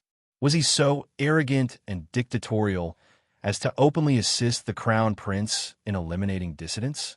Such action seemed unseemly. Additionally, Zheng Sang and his comrades had already received compensation from the imperial court for their service on the battlefield. How they lived afterward was their own responsibility. Why was Shao Yunduan associating with them and the Sun family, seemingly attempting to instigate conflict and tarnish the court's reputation? Fortunately, the situation hadn't escalated to its worst potential. Otherwise, Emperor Qian might have summoned Shao Yunduan not just for a scolding, but for more severe consequences. I must warn you, regardless of your significant contributions, you remain a subject of the Great Qin Empire, an official of the imperial court, not a personal servant of the crown prince. Your achievements do not grant you the privilege of arrogance. Do not harbor delusions that you can act with impunity and scheme against anyone. I will not tolerate it. If there is a next time, your punishment will be severe. Shao Yunduan listened to the emperor's rebuke in silence. As the emperor's anger reached the point of self-cursing, Shao Yunduan, bowing low, uttered, "I am sorry, your majesty. Please punish me." The momentarily calmer emperor, infuriated once again, forcefully slammed a cup of tea onto the coffee table. "How dare you? Shao Yunduan, don't think that you will escape punishment. Do you not understand what's in your best interest? I do not dare otherwise. I have reflected on my actions lately and come to a realization. My success since becoming an official has made me unstable. Although this incident is resolved, I cannot guarantee that I want heir in the future. Your Majesty, please grant me leave." Shao Yunduan felt a sense of relief. No longer desiring to remain in the capital, he contemplated pursuing his own path. What did it matter to him? Unaware that he would need to suppress his anger, feign ignorance of his wife's mistreatment, and continue serving the crown prince diligently, Shao Yunduan envisioned a life devoid of such servitude. He deemed his current role meaningless, devoid of any psychological comfort. If you find any errors, ads pop up, ads redirect, broken links, non-standard content, etc., please let us know. Report so we can fix it as soon as possible. Chapter 1589. Crown Prince's Embarrassment. This was Xie Jingrong's suggestion after gauging the Crown Prince's stance, and it resonated with Shao Yunduan. Initially confused, Shao Yunduan hadn't considered this possibility at first. Indeed, wouldn't it be more advantageous to seek release from his current position rather than persisting in the capital? One doesn't know, or see can't harm them. The future conduct of the Crown Prince, whether good or bad, was no longer of concern to him. Having fulfilled his duties and exerted considerable effort, Shao Yunduan, now emotionally detached, had no intention of obstinately persevering. He envisioned leaving the capital far behind. Regardless of who ruled the empire in the future, he would remain a subject. While he hoped for the crown prince's eventual success, he no longer prioritized merit. Fortuitously, he found the right moment to voice his decision.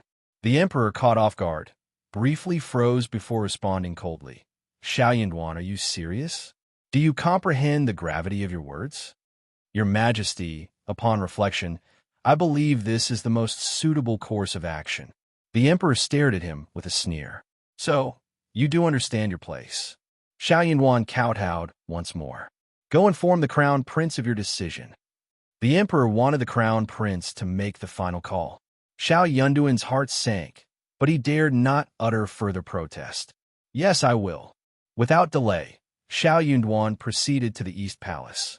Upon hearing that Shao Yunduan sought an audience, the crown prince's initial reaction was to devise an excuse to decline. For some inexplicable reason, the crown prince felt a slight reluctance to meet Shao Yunduan alone. The awkwardness hung in the air, leaving him uncertain about what to say. After a moment's contemplation, he instructed someone to bring Shao Yunduan in. It wouldn't be prudent to avoid the meeting. What if Shao Yunduan was overanalyzing the situation?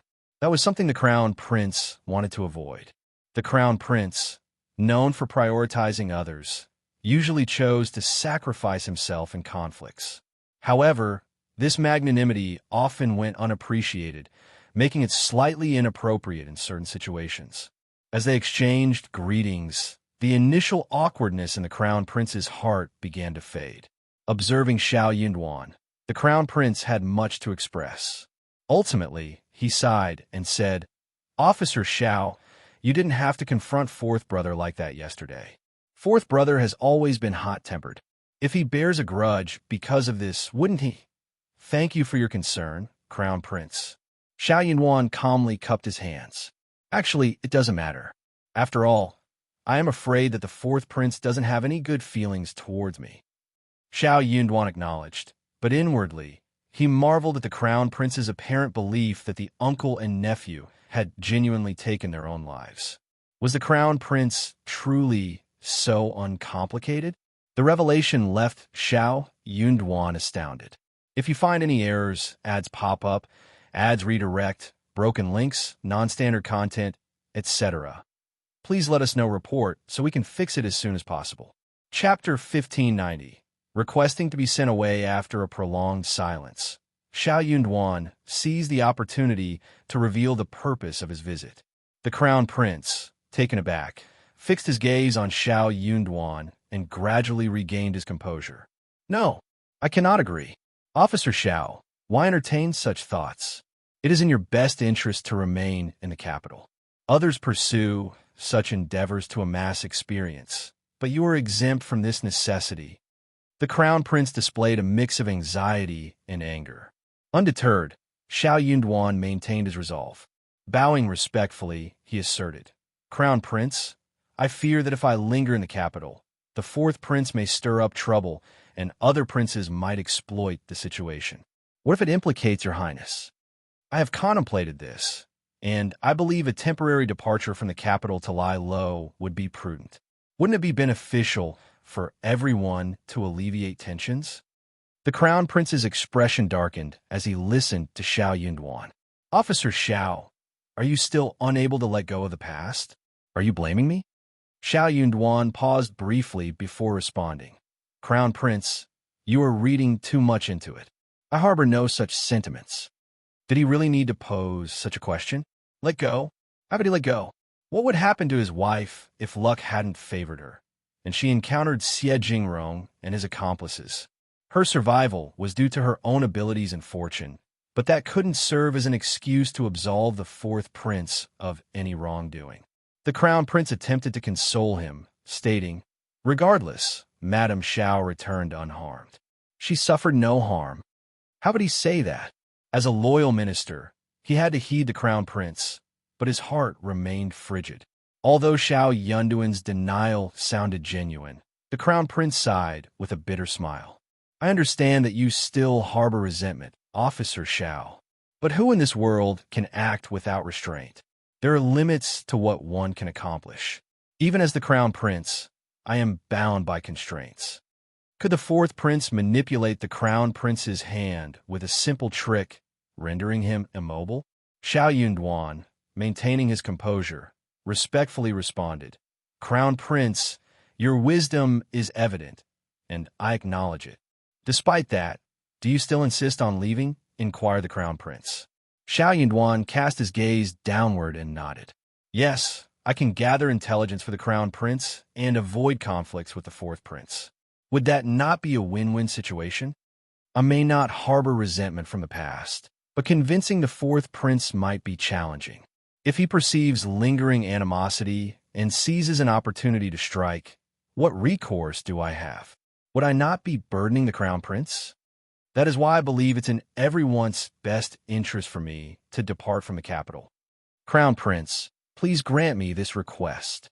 Shao Yunduan knelt down, clasping his hands. "The Emperor summoned me to the court today to reprimand me for the incident at the Intermediate Office of Heavenly Mansion yesterday. I have requested the release of the decree, and the Emperor instructed me to inform you." The Crown Prince's heart sank as he looked at Shao Yunduan, the previously gentle expression now marred. A feeling of disappointment and panic overwhelmed him. He couldn't shake the sense that the bond between him and Shao Yunduan was irreparably damaged. He resented Shao Yunduan for magnifying a minor issue and expected more from someone he held in high regard. If you find any errors, ads pop up, ads redirect, broken links, non-standard content, etc., please let us know report so we can fix it as soon as possible. Chapter 1591. Why are you so unreasonable? Yet he remained unyielding. "Why are you so obstinate?" the Crown Prince exclaimed in slight irritation. "Reflect on it. Withdraw your request." Shao Yunduan chose not to engage in argument, but rose from his seat and departed. The Crown Prince, seated on the couch, released a prolonged sigh. Frustrated, he sought solace at the princess consort's residence. Welcoming him with enthusiasm, the princess consort served tea with great hospitality. Observing the Crown Prince's disinterested demeanor, Princess Consort grew concerned and inquired, "Crown Prince, what has happened? Is something troubling you?" The Crown Prince seldom discussed political matters with the Princess Consort, who, in turn, refrained from probing into such affairs. However, Shao Yunduan's situation transcended mere politics. The Crown Prince sighed. "Officer Shao requested release today. I cannot fathom why he would entertain such a notion." "Oh." Princess Consort was taken aback and exclaimed, "Crown Prince did not acquiesce, did he? They could not allow him to leave. He dared to venture where others hesitated, excelling in tasks beyond the capability of others. His contributions were manifold, including pleasant surprises. That year, the imperial plantation yielded a bountiful potato harvest, eliciting joy from the Ministry of Revenue. The Emperor, pleased, commended the Crown Prince, declaring him a boon to the empire. He asserted that in times of famine, these potatoes could potentially save countless lives. Such merit was priceless and irreplaceable, and Shao Yunduan had orchestrated all of this for the Crown Prince. Despite her disapproval of Qiao Xian and the belief that Shao Yunduan was overly lenient toward him, the Princess Consort still wished for Shao Yunduan to remain by the Crown Prince's side and offer his assistance. The Crown Prince, inherently kind-hearted, faced limitations with aides and confidants constrained by their reputations. In contrast, Shao Yunduan, a fearless youth, operated without as many worries and constraints. What hindered others did not impede him. The Crown Prince needed such a fearless ally. Shaking his head with a bitter smile, the Crown Prince remarked, "I urged him to reconsider, but Officer Shao remains resolute. He won't change his mind." The Princess Consort expressed displeasure, stating, "As a minister and with the Crown Prince as the heir, as a scholar and the primus, doesn't he understand the principle of hierarchy? If he's loyal to the Crown Prince, he shouldn't speak that way." "You misunderstand him." The Crown Prince hesitated before revealing Shao Yunduan's lingering dissatisfaction with Qiao Xian's kidnapping. Princess Consort grew even angrier and felt a twinge of embarrassment. The fourth Princess Consort had approached her, apologizing and explaining that the fourth prince had saved her grandson's life at the cost of almost losing his own. While proud of her grandson's luck, Princess Consort found the fourth Princess Consort's request reasonable and couldn't refuse. She agreed immediately and sought to persuade the Crown Prince. Facing pressure, the Crown Prince accepted the favor, giving in to Princess Consort. If Shao Yunduan harbored issues with this matter, it implied Princess Consort had erred. Naturally, she wasn't pleased. This is even more unjustifiable. Lord Shao, can't you grasp such a simple principle? Fourth brother saved our grandson. We must reciprocate. Ms. Qiao is unharmed, isn't she? What is there to argue about? Is Lord Shao willing to harm us all? That's too much. If you find any errors, ads pop up, ads redirect, broken links, non-standard content, etc., please let us know report so we can fix it as soon as possible. Chapter 1592. Ms. Qiao must have instigated it. If I may speculate, Lord Shao wouldn't act so thoughtlessly towards the Crown Prince. Perhaps it's Ms. Qiao who is influencing him. Maybe Ms. Qiao is behind the request for release. It's difficult to say. That could be the case. The more the Princess Consort contemplated, the more she believed she was correct, and the more she grew disdainful of Qiao Xian. She sighed, unable to suppress her disappointment. Born into a humble family with no proper upbringing. What a pity for Lord Shao. Her words raised out in the Crown Prince. He fell into contemplative silence. Princess Consort sneered. I've been saying that Ms. Qiao will run into trouble sooner or later, and I am right. A virtuous wife should steer clear of such complications. Crown Prince dismissed it with a wave. That's their family affair. Let's not dwell on it. Princess Consort felt a twinge of frustration. A family affair? While true, if it jeopardized the Crown Prince's interests, it ceased to be a simple family matter. She couldn't fathom why the Crown Prince indulged Ms. Qiao to such an extent. It was perplexing. What's your plan? What else could he do? Crown Prince sighed. Wait and observe.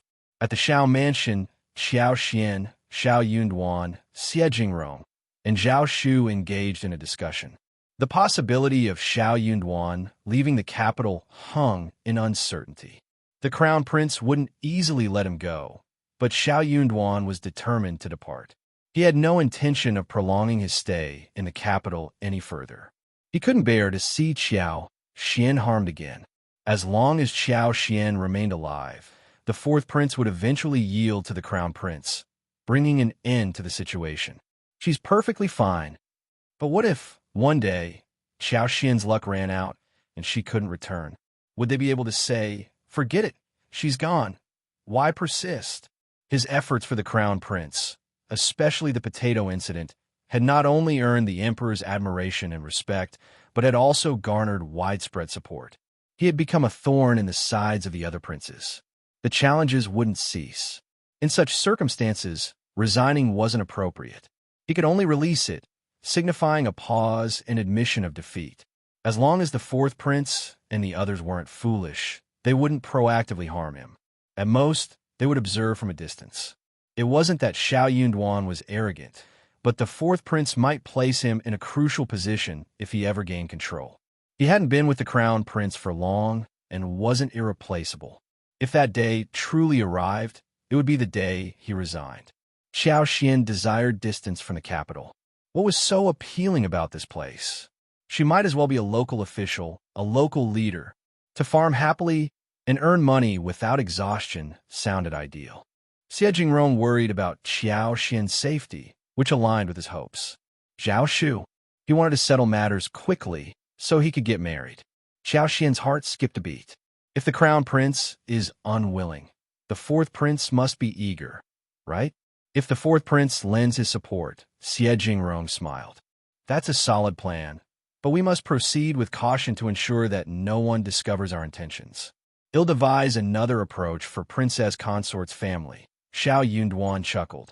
Regardless, my decision remains unchanged. If the Crown Prince values our connection, I'll acquiesce. Over time, word of Shao Yunduan's departure from the capital started circulating. The fourth prince became intrigued and sought to verify the accuracy of the information. If you find any errors, ads pop up, ads redirect, broken links, non-standard content, etc., please let us know report so we can fix it as soon as possible. Chapter 1593. Tit for tat. The crown prince seethed with anger, adamant about rejecting anyone associated with the East Palace. However, Shao Yunduan's demeanor remained ambiguous and perplexing. Contrary to appearances, Shao Yunduan's stance was crystal clear. The fourth prince, growing increasingly convinced, desired to expedite Shao Yunduan's departure from the capital. This individual's presence in the capital's intermediate had brought about too many complications. The farther he went, the better. Initially skeptical of Princess Consort's words, the crown prince now found himself infuriated and placed blame on Qiao Xian. Summoned to the East Palace, Qiao Xian received a severe reprimand from Princess Consort. The intention was to urge her to adopt a generous and virtuous attitude, to not harbor selfish resentments. What more could she gain by ruining her husband's career? In the face of accusations, Qiao Xian grew indignant. I fail to comprehend your meaning, and I don't understand why you're telling me this. Princess Consort's anger escalated, and she sneered. You claim not to understand? You've always been audacious and intelligent. What's there not to understand? Princess Consort, you flatter me, am unworthy of such praise, Qiao Xian replied with a slight bow, maintaining composure. I am not impolite, I am not virtuous, and I am not selfish. Princess Consort, where did you come across these words? You, Princess Consort, is my husband worthless and foolish? Having seemingly discovered a vulnerability in Qiao Xian's demeanor, Princess Consort snapped. Ms. Qiao, how can you speak ill of your own husband? You're not a good wife. Princess Consort, do you not grasp? I am inquiring about your opinion, not endorsing any particular view. So, do you also believe that my husband is not that kind of person? In that case, my husband should be the one to judge whether I am virtuous, magnanimous, or selfish, correct? My husband has always treated me kindly and has never accused me of being a bad person. I am genuinely perplexed. Where did these accusations originate? Princess Consort, has someone maligned me in your presence? I will not accept being falsely accused. Princess Consort, kindly clarify and vindicate my reputation. Princess Consort, incensed, retorted, Ms. Qiao, are you attempting to force me? How dare you? Do you comprehend the hierarchy? I'm simply seeking an explanation. Otherwise, I won't endure this tarnished reputation while remaining in the capital. Princess Consort, irritated by the mention of staying in the capital, snapped at Dao. How dare you resort to such threats? Fine, I want beat around the bush. I'll explain. You were abducted. Princess Consort, Qiao Xian interjected, expressing confusion. What are you talking about? I am becoming increasingly baffled. Princess Consort was caught off guard. Qiao Xian's kidnapping hadn't been made public. Shao Yunduan had informed the crown prince privately, with the crown prince opting to keep it under wraps. Upon Qiao Xian's pushback, the crown prince instructed Princess Consort not to openly discuss the matter. However, she cared little for the directive. In fact, she relished the idea of seeking revenge and eagerly anticipated the widespread dissemination of this information. If you find any errors, ads pop up, ads redirect, broken links, non-standard content, etc., please let us know report so we can fix it as soon as possible. Chapter 1594. Chapter 1595. She cared little about the potential spread of rumors and the trouble it might bring to Qiao Xian. Princess Consort spoke coldly. You understand perfectly well what I'm referring to. There are no outsiders here. They are all my confidants. There's no need for you to feign ignorance. You were taken. Who abducted me? Princess Consort, enlighten me with the whole story. When did this supposed kidnapping occur? Once again, Princess Consort choked, her face fluctuating between red and white. This time, she found herself speechless. Could she admit that the fourth prince was behind the abduction? She didn't dare, lacking any evidence. If news spread through her servants, the fourth prince would likely retaliate first. Feeling the weight of Qiao Xian's challenge, Princess Consort grew increasingly embarrassed and frustrated. You know what happened? I'm genuinely unsure. So Princess Consort, please enlighten me. You. Princess Consort panted, glaring at Qiao Xian. Her chest rose and fell rapidly. She was evidently seething with anger. I have underestimated you. She gritted her teeth, raising her eyes and speaking in a deep tone. Ms. Qiao, you're even more uncouth than I thought. I've never encountered such a shrew in the marketplace. It has broadened my horizons. The palace maids and attendants lowered their heads, their bodies tense. Holding their breath, they dared not make a sound. Annie Fu, absent due to illness, was missed by everyone. In this charged atmosphere, no one dared to speak, and only Annie Fu would have the courage to do so. Certainly, no one anticipated that Madame Shao would dare provoke Princess Consort to such an extent. Princess Consort, known for her demure and gentle demeanor, had never been witnessed losing her temper or speaking impolitely. Concern and worry spread among those present. Qiao Xian, unfazed, felt nothing. While the harsh words from Princess Consort might have caused other noble ladies to faint from embarrassment, Qiao Xian seemed prepared to engage in another 300 rounds of verbal sparring. With a blink, she regarded Princess Consort with confusion. Princess Consort, since you've never witnessed me behaving like a shrew in the market, how can you claim that I am? Part of my lack of comprehension, but I genuinely don't understand. You, Miss Qiao, Princess Consort screamed, her embarrassment darkening her vision. You're deliberately opposing me. How dare you? Trembling with anger, her voice cracking, Princess Consort grew even more furious. While Qiao Xian seemed unconvinced, she chose not to say anything further. Princess Consort's anger escalated. Lord Shao has such a troublesome wife. It's no wonder he can't find peace. I will teach you the meaning of virtue. Scanning the surroundings, she called out, Xiaoxing, come here. The palace maid named Xiaoxing assessed the situation in front of everyone. Forcing herself to remain composed, she walked forward with a stiff posture, head lowered, and a wildly beating heart. She silently prayed that it wasn't what she feared. Princess Consort addressed Qiao Xian coldly. Xiaoxing is my favorite attendant. Gentle, quiet, talented, and knowledgeable in music, chess, calligraphy, and painting. Take her home and let her serve Lord Shao from now on. Let's see how a woman should conduct herself. Xiaoxing's face paled, and fear welled up in her eyes. She didn't want to go. Madame Shao would never forgive her. If you find any errors, ads pop up, ads redirect, broken links, non-standard content, etc., please let us know report so we can fix it as soon as possible. Chapter 1595. Not a word is allowed to be spread. Qiao Xian, infuriated, burst into laughter. Why were these women so keen on meddling in others' affairs? It seemed they resented Shao Yunduan because he didn't have concubines like their own husbands did. To appease their insecurities, they sought to find a match for Shao Yunduan. Qiao Xian retorted, I'm a jealous woman, so I cannot comply with your request. Princess Consort, why not send her my husband and see if he accepts her? Princess Consort widened her eyes. How dare you refuse me? I am jealous, Princess Consort. Xiaoxing's legs turned to jelly. Plop. She knelt down, unable to stand any longer. In her heart, she fervently wished for a refusal. I'll take my leave now, Princess Consort. If you need anything, you can inform my husband.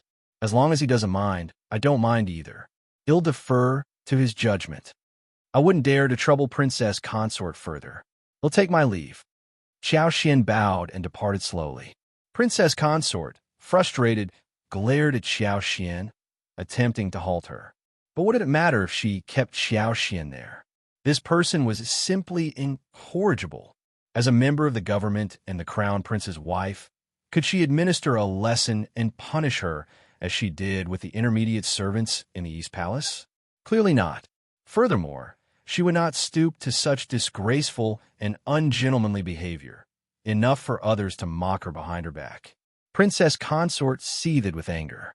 She trembled with fury, her breath erratic. What an audacious Ms. Qiao. She was excessively arrogant. Where did she find the audacity to behave this way? Princess Consort took a deep breath, closed her eyes, and spoke coldly. If word of today's event spreads, none of you will be spared. Remember, each and every one of you. The maids hastily knelt down. Yes, Princess Consort. All of you may leave. Understood. The more Princess Consort dwelled on the situation, the angrier she became. She stood motionless, seething with indignation. Qiao Xian exited the prince's mansion and entered the carriage. As she settled in her seat, her heart raced, and her limbs felt weak. She patted her chest, heaving a sigh of relief. She was somewhat apprehensive. She couldn't fathom where she found the courage to confront Princess Consort face to face, provoking such fury in return. While it felt gratifying at the time, the aftermath might result in a lasting feud. Upon returning home, Qiao Xian instructed Yi to summon her husband if there were no urgent matters. The more she contemplated the situation, the more overwhelmed she felt. She needed to confess to her husband and then shift the blame to him, allowing him to devise a solution. Yi was remarkably swift. Shao Yunduan returned promptly upon learning that Qiao Xian sought him. "My darling husband, you're back so quickly." Qiao Xian greeted him with a smile. Now that she had regained composure, her limbs felt invigorated. Shao Yunduan raised an eyebrow, appraising her. Qiao Xian led him to sit down and said eagerly, "It seems I've caused you some trouble." Seeing that she was still in a joking mood, Shao Yunduan felt relieved. He embraced her and remarked, "The trouble you've caused isn't trouble at all. It's the fault of others. If you find any errors, ads pop up, ads redirect, broken links, non-standard content, etc., please let us know report so we can fix it as soon as possible." Chapter 1596. Strike First. Qiao Xian couldn't help but laugh, sighing, "I was too impulsive today. I showed no mercy." With nothing to hide from Shao Yunduan, who had a good memory, Qiao Xian recounted everything about Princess Consort summoning her to deliver a reprimand. Shao Yunduan expressed sympathy for his daughter-in-law. "It's been hard on you," he said. He sneered, adding, "My wife is right. I also want to ask Princess Consort, who gave her that information? Or how did she know? Why does she have to judge my wife like that? What does our family's business have to do with others? I really can't stay in the capital anymore." Qiao Xian laughed self-deprecatingly. "Of course, that makes me so angry. Why am I not virtuous and selfish?" Shao Yunduan smiled and kissed her face, praising her with an indulgent look. "That is nonsense. My wife is virtuous, generous, and kind-hearted. You are the best in my heart." Covering her face, Qiao Xian smiled, lying in his arms. Shao Yunduan felt sorry for her, but also worried she might get scared. So he kept her company and provided comfort. They laughed for a while, and Shao Yunduan was relieved when he saw that his wife was fine. Thinking about what she had told him, he couldn't help but feel angry again. "Oh yes." Qiao Xian suddenly remembered something and said, "Princess Consort is going to complain to the Crown Prince. I have seen through her, and God knows how much she will twist the truth. It will be bad if the Crown Prince believes what she says and causes some misunderstanding. Why don't you go to the Crown Prince?" At the very least, he had to make the first move. That was why Qiao Xian asked someone to bring Shao Yunduan home. It was true that they were planning to leave the capital, and it was also true that they were disappointed in the Crown Prince. However, it did not mean that they were going to fall out with each other. "Everything I said is the truth. Of course, I believe you. You're not that kind of person." Shao Yunduan smiled and squeezed Qiao Xian's hands. "Don't worry, Princess Consort will not expose us." Qiao Xian was startled. "Why?" He explained, "I don't believe she will. Think about it. Princess Consort has always been a dignified and virtuous woman who values her reputation. She will undoubtedly be angry with you. But complaining to the Crown Prince would make her seem useless and shameless. So she won't do it. Not only will she refrain from complaining, but she will also instruct the servants around her to remain silent." Qiao Xian was left speechless. "Oh, I understand a little now. Aren't they tired of living like this?" Sigh. Shao Yunduan laughed. That is their own choice. Don't learn from them. I hope that no matter what happens, you will confide in me. Xiao Xian chuckled. Don't worry, I am very good at that. They exchanged smiles. Shao Yunduan said, just pretend that you have never told me about this. Okay. Xiao Xian pondered for a moment and said, I am scared and regretful about such a disgraceful thing. Of course, I don't dare to say it, and I wish it had never happened. Shao Yunduan stifled a laugh and nodded seriously. Exactly. If you find any errors, ads pop up, ads redirect, broken links, non-standard content, etc., please let us know report so we can fix it as soon as possible. Chapter 1597. Complaint. Shao Yunduan gently caressed her face and spoke with sympathy. My poor wife, you must be frightened and filled with regret. You must be going through a terrible time. Xiao Xian couldn't help but chuckle within the warmth of his embrace. As anticipated, the princess consort refrained from airing her grievances to the crown prince. Despite her anger, she composed herself, presenting a dignified and virtuous facade when she encountered the princess consort again. Though she refrained from vocal complaints, hints of her discontent still slipped through. I attempted to console her, hoping that Ms. Qiao would influence Lord Shao upon returning home. Lord Shao values her opinion, but Ms. Qiao appears reluctant and uncooperative. I'm concerned that I'm at a loss. I can't decipher her thoughts. I've asked her numerous questions, but she seems unwilling to share anything.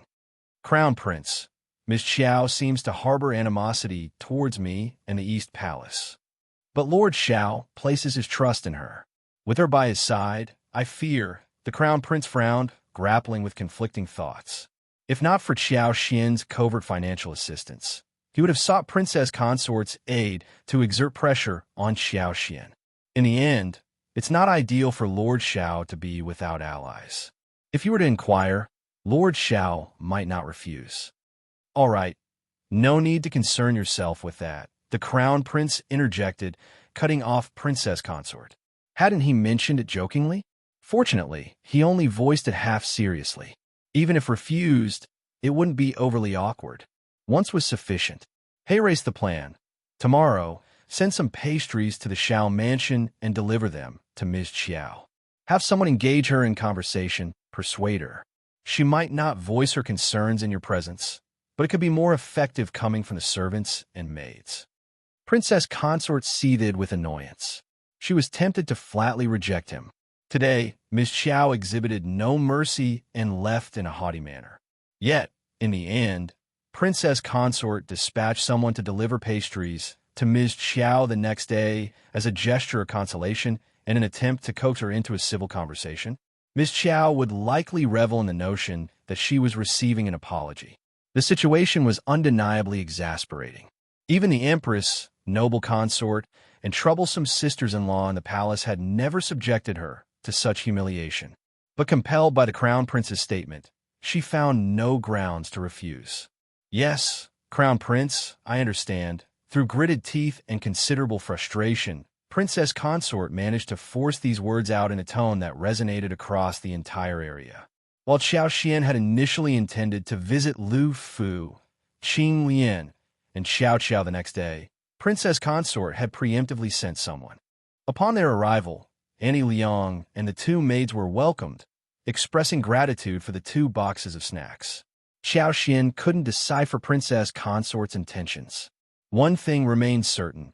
Her husband's intuition was correct. Princess Consort refrained from escalating the situation. Had she intended to do so, today's envoy would not have delivered snacks but demanded an apology. Expecting Annie Liang to depart after offering snacks, Xiao Xian was surprised when she revealed that Princess Consort desired a private conversation. Instructing Li Xia and Li Qiao to stand guard at the door, the 2 accompanying maids awaited outside the parlor. As a witness to the events of the previous day and Princess Consort's confidant, Annie Liang did not extend a warm welcome to Xiao Xian. If you find any errors, ads pop up, ads redirect, broken links, non-standard content, etc., please let us know report so we can fix it as soon as possible. Chapter 1598. Mrs. Shao is reasoning the situation remained unchanged. Pride emanated unabated, and her words lacked any semblance of courtesy. Princess Consort seemed to be seething with anger from the previous day, as evidenced by Auntie Liang's unapologetic revelation. Employing both gentle persuasion and coercive tactics, she made clear the repercussions if Qiao Xian failed to prevent Shao Yunduan from departing the capital. His career would crumble, and Qiao Xian would bear the blame. Auntie Liang spared no criticism, accusing Qiao Xian of pettiness, selfishness, and callousness. Despite being unscathed, she insisted on feigning distress, jeopardizing her husband's future. In Auntie Liang's eyes, she was nothing more than a foolish and unruly woman. Infuriated by these words, Qiao Xian scoffed, retorting, "My well-being is a result of my own capabilities, not someone else's mercy. Why shouldn't I prioritize myself? While my life may not hold the same value as Princess Consort's own grandson, I still value it." Auntie Liang's response was, "I see. You should refrain from discussing such matters in front of your superiors. Madame Shao has resided in the capital long enough to grasp this basic principle." Despite her shorter tenure in the capital, Qiao Xian shot back. "I've heard of the principle that a prince and a commoner face equal consequences. Have you not? Your emphasis on seniority doesn't grant the authority to take another's life. Dare you assert that publicly, Auntie Liang? Why bother with the Ministry of Justice, Great Justice Temple, and the Heavenly Mansion? If superiority is the only measure, disputes could be resolved by determining who is more eminent." Auntie Liang erupted, "Madame Shao, you are being unreasonable." Dismissing her with disdain, Qiao Xian retorted, "I stand on the right side of reason. What about you? Besides hounding me, what else do you comprehend?" Auntie Liang trembled in response. Qiao Xian exuded an air of arrogance. She raised the corner of her eyes, narrowing them at Auntie Liang. "Auntie Liang, do you have anything else to say? If not, please leave." "No, even if I did, explaining it to Madame Shao would be futile." Auntie Liang sneered, locking eyes with Qiao Xian. "I will report everything you said to Princess Consort." Qiao Xian nodded, unwavering. "Then, Auntie Liang, you must keep your promise." Auntie Liang found herself at a loss for words. Too arrogant, unbearably arrogant. How could she, Qiao Xian, remain composed? "Avoid exaggeration, stick to the truth. Any deviation is on your conscience." Unable to endure any longer, Auntie Liang snorted heavily and left, wearing a furious expression. Qiao Xian paid her no mind. Once Auntie Liang departed, she gathered Li Xia, Li Qiao, Mian Mian, and Ai Yi and set off for Zheng Sang's residence in the north of the city. Having received the address from Zheng Sang and the others, locating their destination wasn't challenging. However, as the road grew dirtier, bumpier, and more disorderly, and the surroundings turned increasingly dilapidated, Qiao Xian was taken aback. She hadn't anticipated such squalor beneath the emperor's jurisdiction. This served as a stark reminder that the past and present shared similarities. Regardless of a city's development and prosperity, impoverished individuals persisted in the lower classes, and the areas where they congregated often went overlooked. Not only was the locale unkempt and chaotic, but the roads were also in terrible condition, resembling a maze. Ramshackle, short shanties dotted the landscape, highlighting the stark disparity within the city. If you find any errors, ads pop up, ads redirect, broken links, non-standard content, etc., please let us know. Report so we can fix it as soon as possible. Chapter 1599. Visit. Perhaps due to the rarity of carriages traversing this area, the deeper they ventured, the more curious onlookers gathered. Many children trailed behind them, their laughter and screams filling the air. After navigating through a labyrinthine small alley, Ai Yi guided the carriage past two sizable puddles, ultimately halting in front of a large, run-down courtyard.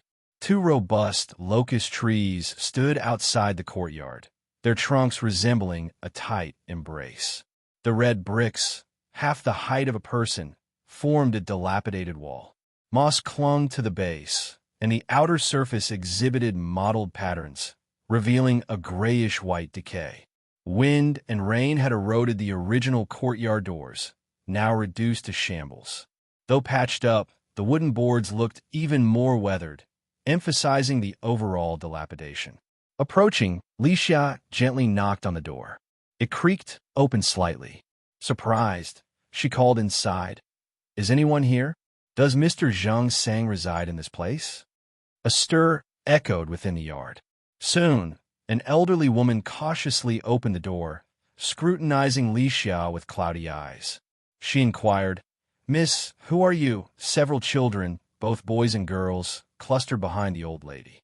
Clad in worn, patched clothing, they appeared small and frail. The oldest seemed no more than 6 or 7 years old, while the youngest was a mere 3 years old. Timid yet curious gazes met Lixius. Shyly, they averted their eyes, offering tentative and bashful smiles. Li Xiao reciprocated with a hurried smile and explained, "We are friends of Mr. Zhang Sang's old master and madam. We had agreed to visit Mr. Zhang 2 days ago. Is he at home?" The old lady exclaimed. Then, with a smile, she said, "Your little Zhang's friend? Come in, come in. Yan Jing, come back with Uncle Zhang." The 2 children nodded and scurried away. Several more elderly men emerged from the house, inquiring about the purpose of their visit. Qiao Xian extended a warm greeting, a smile lighting up her face as she entered with Li Xia and Ai. Initially a bit apprehensive, the elderly men quickly eased their nerves in the presence of Qiao Xian's amiable demeanor and gentle tone. They graciously invited her to take a seat in the room. The courtyard, initially spacious, now teemed with structures. Besides the mud houses, there were wooden buildings with thatched roofs, exhibiting signs of age and decay.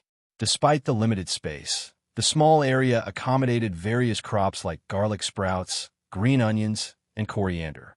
Understandably, with over 70 people residing here, the crowded conditions necessitated such construction. "We don't have much here, and the place is a bit messy. Madam Shao, please forgive us," one of the elders apologized. "It's absolutely fine, don't worry. You're very welcome." Qiao Xian reassured them. Having anticipated the sizable group, Qiao Xian had brought ample food supplies. The 3 baskets unloaded from the wagon were brimming with pork, mutton, eggs, carrots, cabbages, winter melons, tofu, dried beans, dried mushrooms, various snacks, fresh apples, pears, dates, and more. Additionally, 10 live chickens and 30 caddies of rice and noodles rounded out the provisions. Expressing profound gratitude, the elders conveyed their thanks, while the children's eyes sparkled with desire as they gazed at the array of offerings. Qiao Xian, maintaining her warm demeanor, instructed Mian Mian to open a packet of peanuts and sesame candy for everyone to enjoy. If you find any errors, ads pop up, ads redirect, broken links, non-standard content, etc., please let us know. Report so we can fix it as soon as possible. Chapter 1600. Proposal. The children hesitated, glancing at the elders for approval. Amused, the elders encouraged them. "Go on, take it. Thank Madam Shao." Only then did the children break into cheers, expressing their gratitude softly. Zhang Sang and his brothers, who happened to be at a warehouse a few streets away transporting goods, quickly delegated their tasks to rush back upon hearing the news. Despite a prompt return, it took more than half an hour for them to reach their residence. "Madam Shao," Zhang Sang, having washed up and changed his clothes, entered the hall with an apologetic expression. "I'm sorry. I had no idea you were coming today." Qiao Xian reassured him with a smile. "I understand that you're busy. Waiting a bit longer is no trouble at all. Brother Zhang, you're very welcome." Zhang Sang smiled and proceeded to introduce Qiao Xian to the elders. Aware that Qiao Xian was the same Ms. Qiao who had assisted their children a few days ago, the elders expressed their gratitude with smiles. After a brief exchange of pleasantries, it became evident that Zhang Sang had matters to discuss with Qiao Xian, prompting everyone else to take their leave. "Madam Shao, thank you so much." Assuming Qiao Xian and Shao Yunduan's visit was merely a formality, Zhang Sang was pleasantly surprised by Qiao Xian's presence and the generous offering she brought. Qiao Xian smiled, surveying the room, and addressed Zheng Sang straightforwardly. I can see that you're a straightforward man, so I won't beat around the bush. It must be challenging for you to lead such a large family. Zheng Sang wore a bitter smile. Among the group were the disabled, the sick, the elderly, the young, the frail, the women, and the children, all already burdened with hardships. With no family background to support them, their sorrow was palpable. Since our paths have crossed, I have an offer for you. Would you be open to considering it? Had it been General Sun or the Crown Prince, Zheng Sang would have promptly declined. However, contemplating Qiao Xian's proposal, he hesitated before responding, "Please go on." Having witnessed Qiao Xian's compassion and equality in their treatment, particularly towards the rescued children, Zheng Sang sensed a genuine sincerity. Qiao Xian smiled, elaborating, "We own a farm in Cloud Water Town with over 200 mu, and I am planning to acquire several hundred more mu. The land requires cultivation and care. If Brother Zheng is willing, why not join us? For us, matters of public and private concern are private. We'll provide you with housing, accommodation, farming tools, employ you for cultivation under a contract, and ensure monthly remuneration. Additionally, we'll allocate 3 mu of land for your personal kitchen garden. You can grow a variety of vegetables for personal consumption.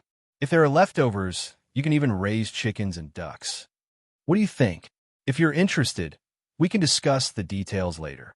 Zheng Sang chuckled, surprised that Madame Shao, as an official's wife, possessed such practicality and knowledge of raising chickens and ducks.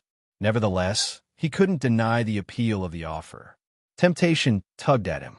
If you find any errors, ads pop up, ads redirect, broken links, non-standard content, etc., please let us know. Report so we can fix it as soon as possible. Chapter 16:01. Tempted despite receiving 300 taels of silver from General Sun and 200 taels each from the Crown Prince's and the 4th Prince's residences, they had used a substantial portion to procure medicines for their torture brothers. The expenses included high-quality ginseng and Ganoderma lucidum, totaling over 100 taels. Remaining cautious, they refrained from touching the remaining silver, preserving it for future herbal remedies and the upcoming winter. Their lack of business knowledge deterred them from taking financial risks. Madame Shao's proposal offered a long-term solution, providing not just a place to settle down, but also stable employment. Furthermore, the promise of 3 mu of land for vegetable cultivation and raising chickens and ducks was particularly enticing. Aunt Zhang and Aunt Lu, who had always harbored dreams of poultry farming, now saw an opportunity to realize their aspirations. To be honest, your suggestion is truly tempting. Are there any specific requirements? Zheng Sang inquired. Qiao Xian, smiling at the chance to help, responded, "I have no special requirements. We cultivate a variety of crops each year: potatoes, watermelons, cantaloupes, and even turnips and cabbages in autumn. Your responsibilities would include farming, weeding, watering, and harvesting according to the seasonal demands. The children, being young, can attend school if they wish. We'll cover half the expenses, and the other half should be sufficient. As for wages, men aged 15 to 65 receive 3 taels of silver monthly, while women receive 2 taels. For those between 12 and 15, the monthly wage is 2 taels. Those below 12 are not included. In addition, on the 15th of August every year, and during the Spring Festival, we distribute rewards. Everyone receives a minimum of 2 taels of silver, along with provisions such as rice, flour, oil, cloth, and more. Every year, 2 sets of clothing, shoes, and socks for both spring and winter are also provided.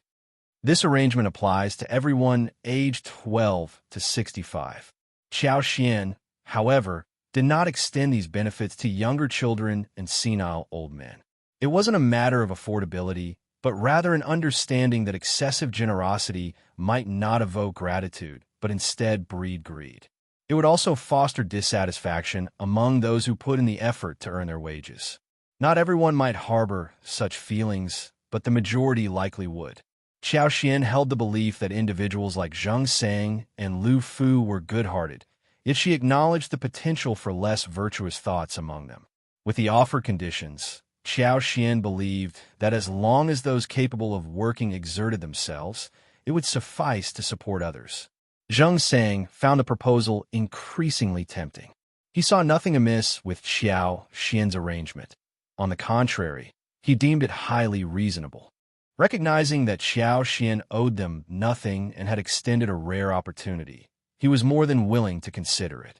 Your terms are already very generous, much better than our current situation. Zheng Sang expressed gratitude with a smile and a sigh. I thank you, sister-in-law. They'll discuss it with everyone tonight.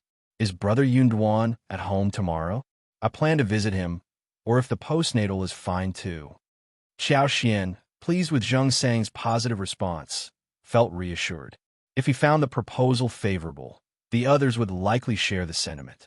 It was genuinely a beneficial offer. All right, I'll eagerly await the good news from you, Brother Zheng. Why don't we meet tomorrow? In fact, our manor was initially looking to hire workers. It's not a special arrangement for you, Brother Zheng. Please don't overthink it, Qiao Xian suggested with a warm smile. If you find any errors, ads pop up, ads redirect, broken links, non-standard content, etc., please let us know report so we can fix it as soon as possible. Chapter 1602. Promise. Zheng Sang expressed his gratitude with a grateful smile and a nod. Regardless, I must thank you, sister-in-law. As Qiao Xian took her leave, several elderly individuals and children gathered around her. Zheng Sang, wearing a smile, remarked, "This is a positive development. Let's discuss it further tonight." For now, he chose to keep his words concise. Verbal explanations could be easily misconstrued, and it would prove challenging to clarify later on. It seemed prudent to wait until everyone had spoken their minds. Being trusted by everyone, Zheng Sang's affirmation carried weight. The anticipation among the group was palpable, especially among those like Wu Guan, Lu Changming, Lu Fu, and Qing Lian who had faith in Qiao Xian and Shao Yunduan. The positive impression of Qiao Xian further solidified as the elders and children interacted with her. In the evening, as those who had made up their minds gathered in the courtyard, the children huddled together eagerly awaiting the news. Zheng Sang conveyed the details of Qiao Xian's proposal. As expected, the atmosphere became joyous upon hearing the news. Wu Guan, Lu Changming, Lu Fu, and Qing Lian, staunch supporters of Qiao Xian and Shao Yunduan, spoke in favor. Importantly, the current living conditions, grim and oppressive, fueled the collective desire for change. While the mutual support of the community provided solace, the daily struggle left them yearning for something more. Now, presented with a potential path to hope, the temptation was undeniable. Despite the challenges, it seemed no worse than their current situation. The prospect of improvement was too enticing to ignore. Wu Guan and the others, familiar with Shao Yunduan and Qiao Xian, grew anxious, fearing that someone might miss the opportunity to visit the Shao mansion. They urged Zheng Sang to make the visit the following morning. Brother Yunduan and sister-in-law won't deceive us. There's no need for that. They're being kind. We just have to work hard and not let them down. That's right. This is a rare opportunity. If we miss it, I'm afraid it won't come again. Annie Qiao is so gentle and good. I hope to see her often in the future. Brother Zheng, you must agree. This is good for all of us. Zheng Sang, already enticed by the idea, observed everyone sharing the same positive opinion. He nodded with a smile, saying, "In that case, I'll go over and inform them tomorrow. If we can settle it, we'll do so as soon as possible." That is great. All right. Cheers erupted, resonating like the joy of the new year. Witnessing the collective happiness, Zheng Sang felt a sense of relief, as if a heavy burden had been lifted from his shoulders. He couldn't help but laugh. Early the next morning, Zheng Sang, accompanied by Wu Guan and Lu Changming, visited the Shao residence. Although Qing Lian and Xiao Qiao expressed a desire to go, and other children wanted to join, Zheng Sang decided to go alone. Having informed Shao Yunduan about the matter the previous day, Shao Yunduan had taken a day off. In the morning, Zheng Sang and the others arrived to convey their gratitude and acceptance of Shao Yunduan's goodwill. Qiao Xian, brimming with smiles, and the couple began discussing the details. Observing Lu Fu and Qing Lian, Qiao Xian noted that Zheng Sang had instilled good values in the children. The youngsters, despite their worn clothes, had made an effort to appear tidy. Living in the dilapidated slums, their efforts to maintain cleanliness and order in the crowded courtyard did not go unnoticed. If you find any errors, ads pop up, ads redirect, broken links, non-standard content, etc., please let us know report so we can fix it as soon as possible. Chapter 1603. Coercion. They were grappling with poverty and despair, yet they faced the world with smiles and kindness. Qiao Xian observed no signs of extreme bitterness, hatred, cynicism, cunningness, or deceit in them. These individuals carried their own stories and had reached this point due to helplessness. The innocent eyes and pure hearts of the children moved Qiao Xian deeply. While she couldn't be their savior, she could extend help to those destined for it. Rather than merely providing financial support to 70 to 80 people, Qiao Xian believed in the principle of teaching them to fish, not just giving them fish. Recognizing that the manor needed additional manpower, Qiao Xian saw an opportunity to arrange for them to work there. Trusting Zheng Sang, she considered him capable of overseeing the manor in their absence. As for Songshi, leaving with them was a natural course of action. Qiao Xian had limited personnel under her, and they were essential. During their discussions, Qiao Xian involved Songshi and Qingyan in the decision-making process. Given the shortage of housing in the manor, Song's insights into suitable locations proved invaluable. After an entire morning of discussions and scheduling an appointment with Songshi to bring the group to the manor the next day, Zheng Sang and the others departed. Further details would be ironed out between Songshi and Zheng Sang, with those still undecided communicating their expenditures to Qiao Xian. Shao Yunduan requested that Qiao Xian refrain from going out for the next few days. Gradually, whispers of gossip circulated from the outside. Allegedly, due to Lord Shao's desire for release, Princess Consort sent Madame Shao to the prince's mansion, reprimanding her for not being virtuous enough to care for her husband. The insinuation was that Lord Shao's thoughts wouldn't have strayed if Madame Shao had been more attentive, leading to accusations of jealousy and disrespect. In summary, Madame Shao faced severe scolding from Princess Consort, leaving her trembling and pale as she exited the mansion. Upon hearing the rumors, the recovered Annie Fu reported to Princess Consort.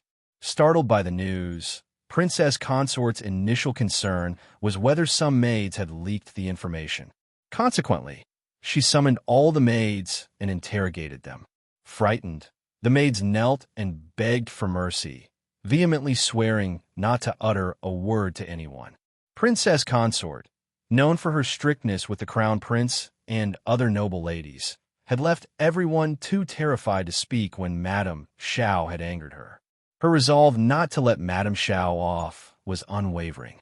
Boldly reminding Princess Consort, Annie Liang voiced her concerns. Princess Consort, we don't have the courage to do that, but it's hard to predict what Madame Shao might do. Others, finding someone to shift blame to, echoed this sentiment. Princess Consort frowned, contemplating the situation. It hadn't occurred to her before that Madame Shao might not keep this incident a secret. In her perspective, Qiao Xian would want to keep the matter private. Why would she disclose it to anyone? Wouldn't she feel embarrassed to publicize it?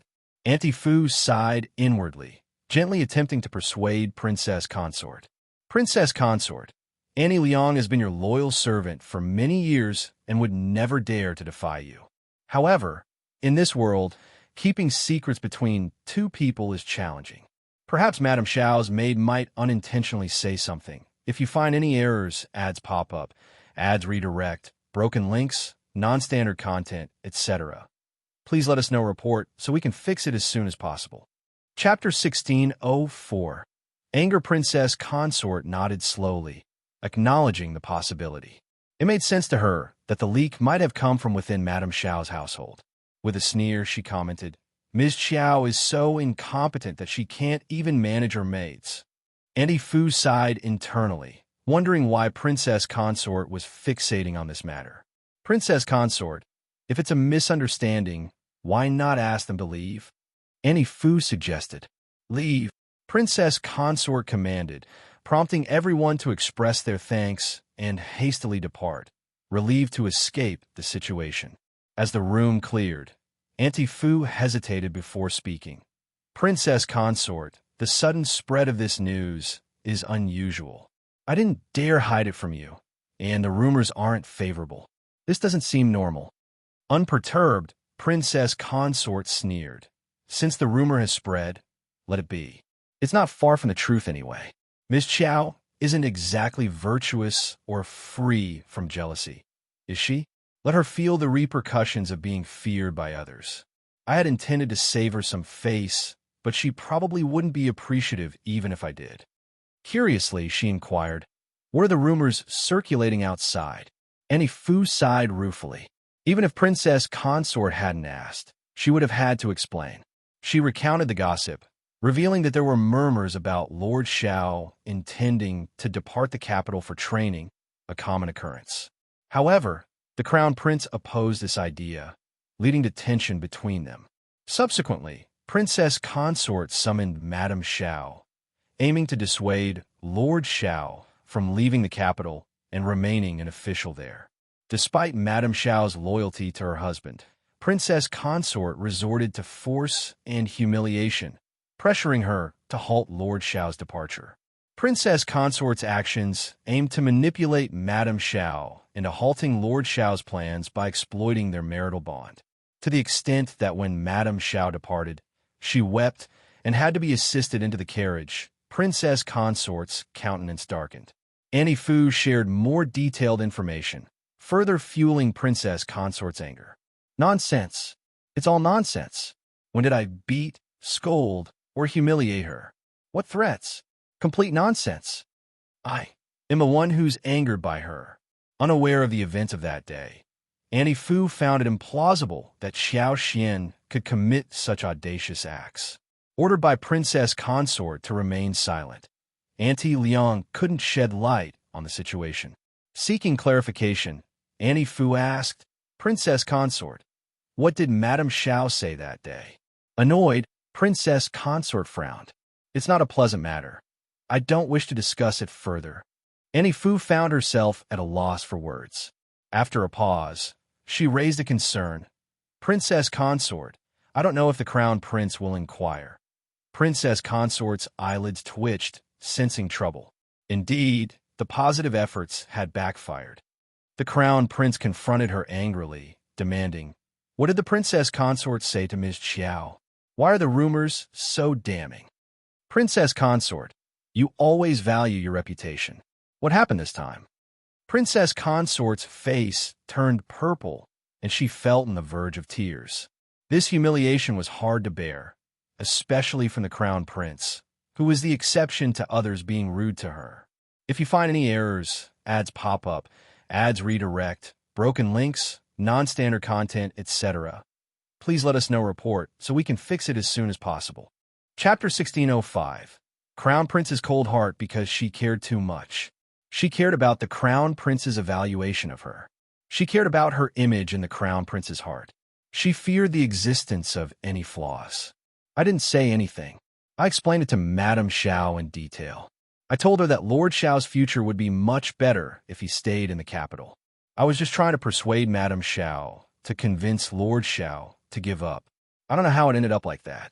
Crown Prince, don't you know what kind of person I am?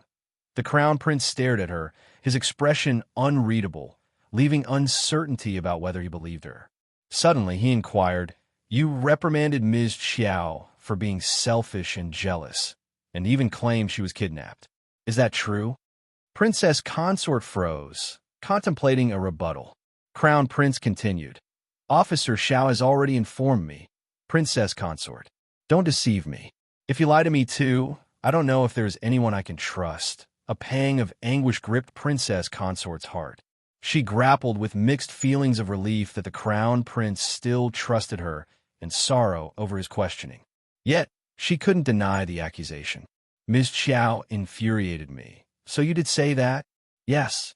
But you can't blame me for that. Ms. Qiao is so infuriating. She doesn't care about my dignity as the princess consort at all, and what she said is really hurtful. Crown Prince, you know that I've always been kind to others, but I don't know why Ms. Qiao is so arrogant. This is the first time I've been so angry.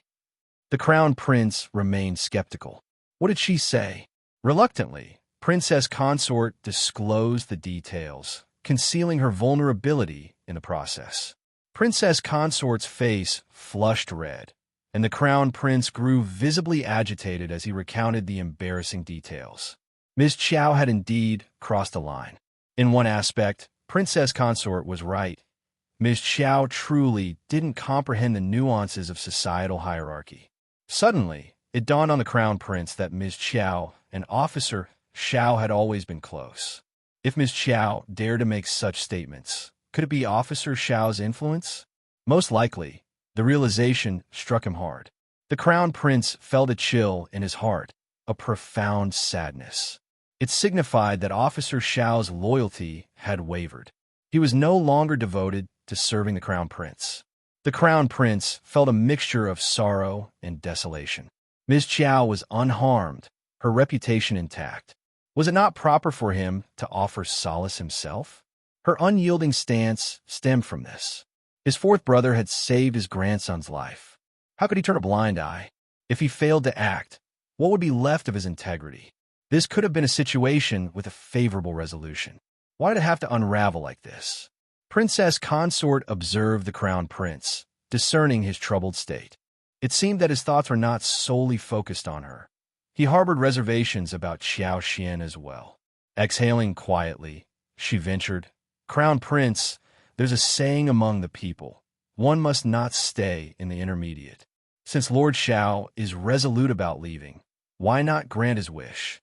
He ventured out, faced a setback, and naturally, he pondered the benefits of remaining in the capital, considering your earnest attempts to convince him.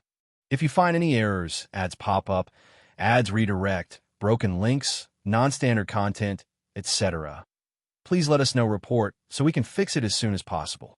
Chapter 1606. Young Master Xie's thoughts. By then, you can devise a plan to bring him back. Currently, he's engulfed in anger, and Ms. Qiao not only refuses to calm him down, but exacerbates the situation. Lord Shao, being sentimental, becomes even more resentful. Regardless of Lord Shao's rationality, those around him fueling the turmoil can't be restrained. The more you try to convince him, the more repulsed Lord Shao will become. In that case, what's the use of retaining him, Crown Prince?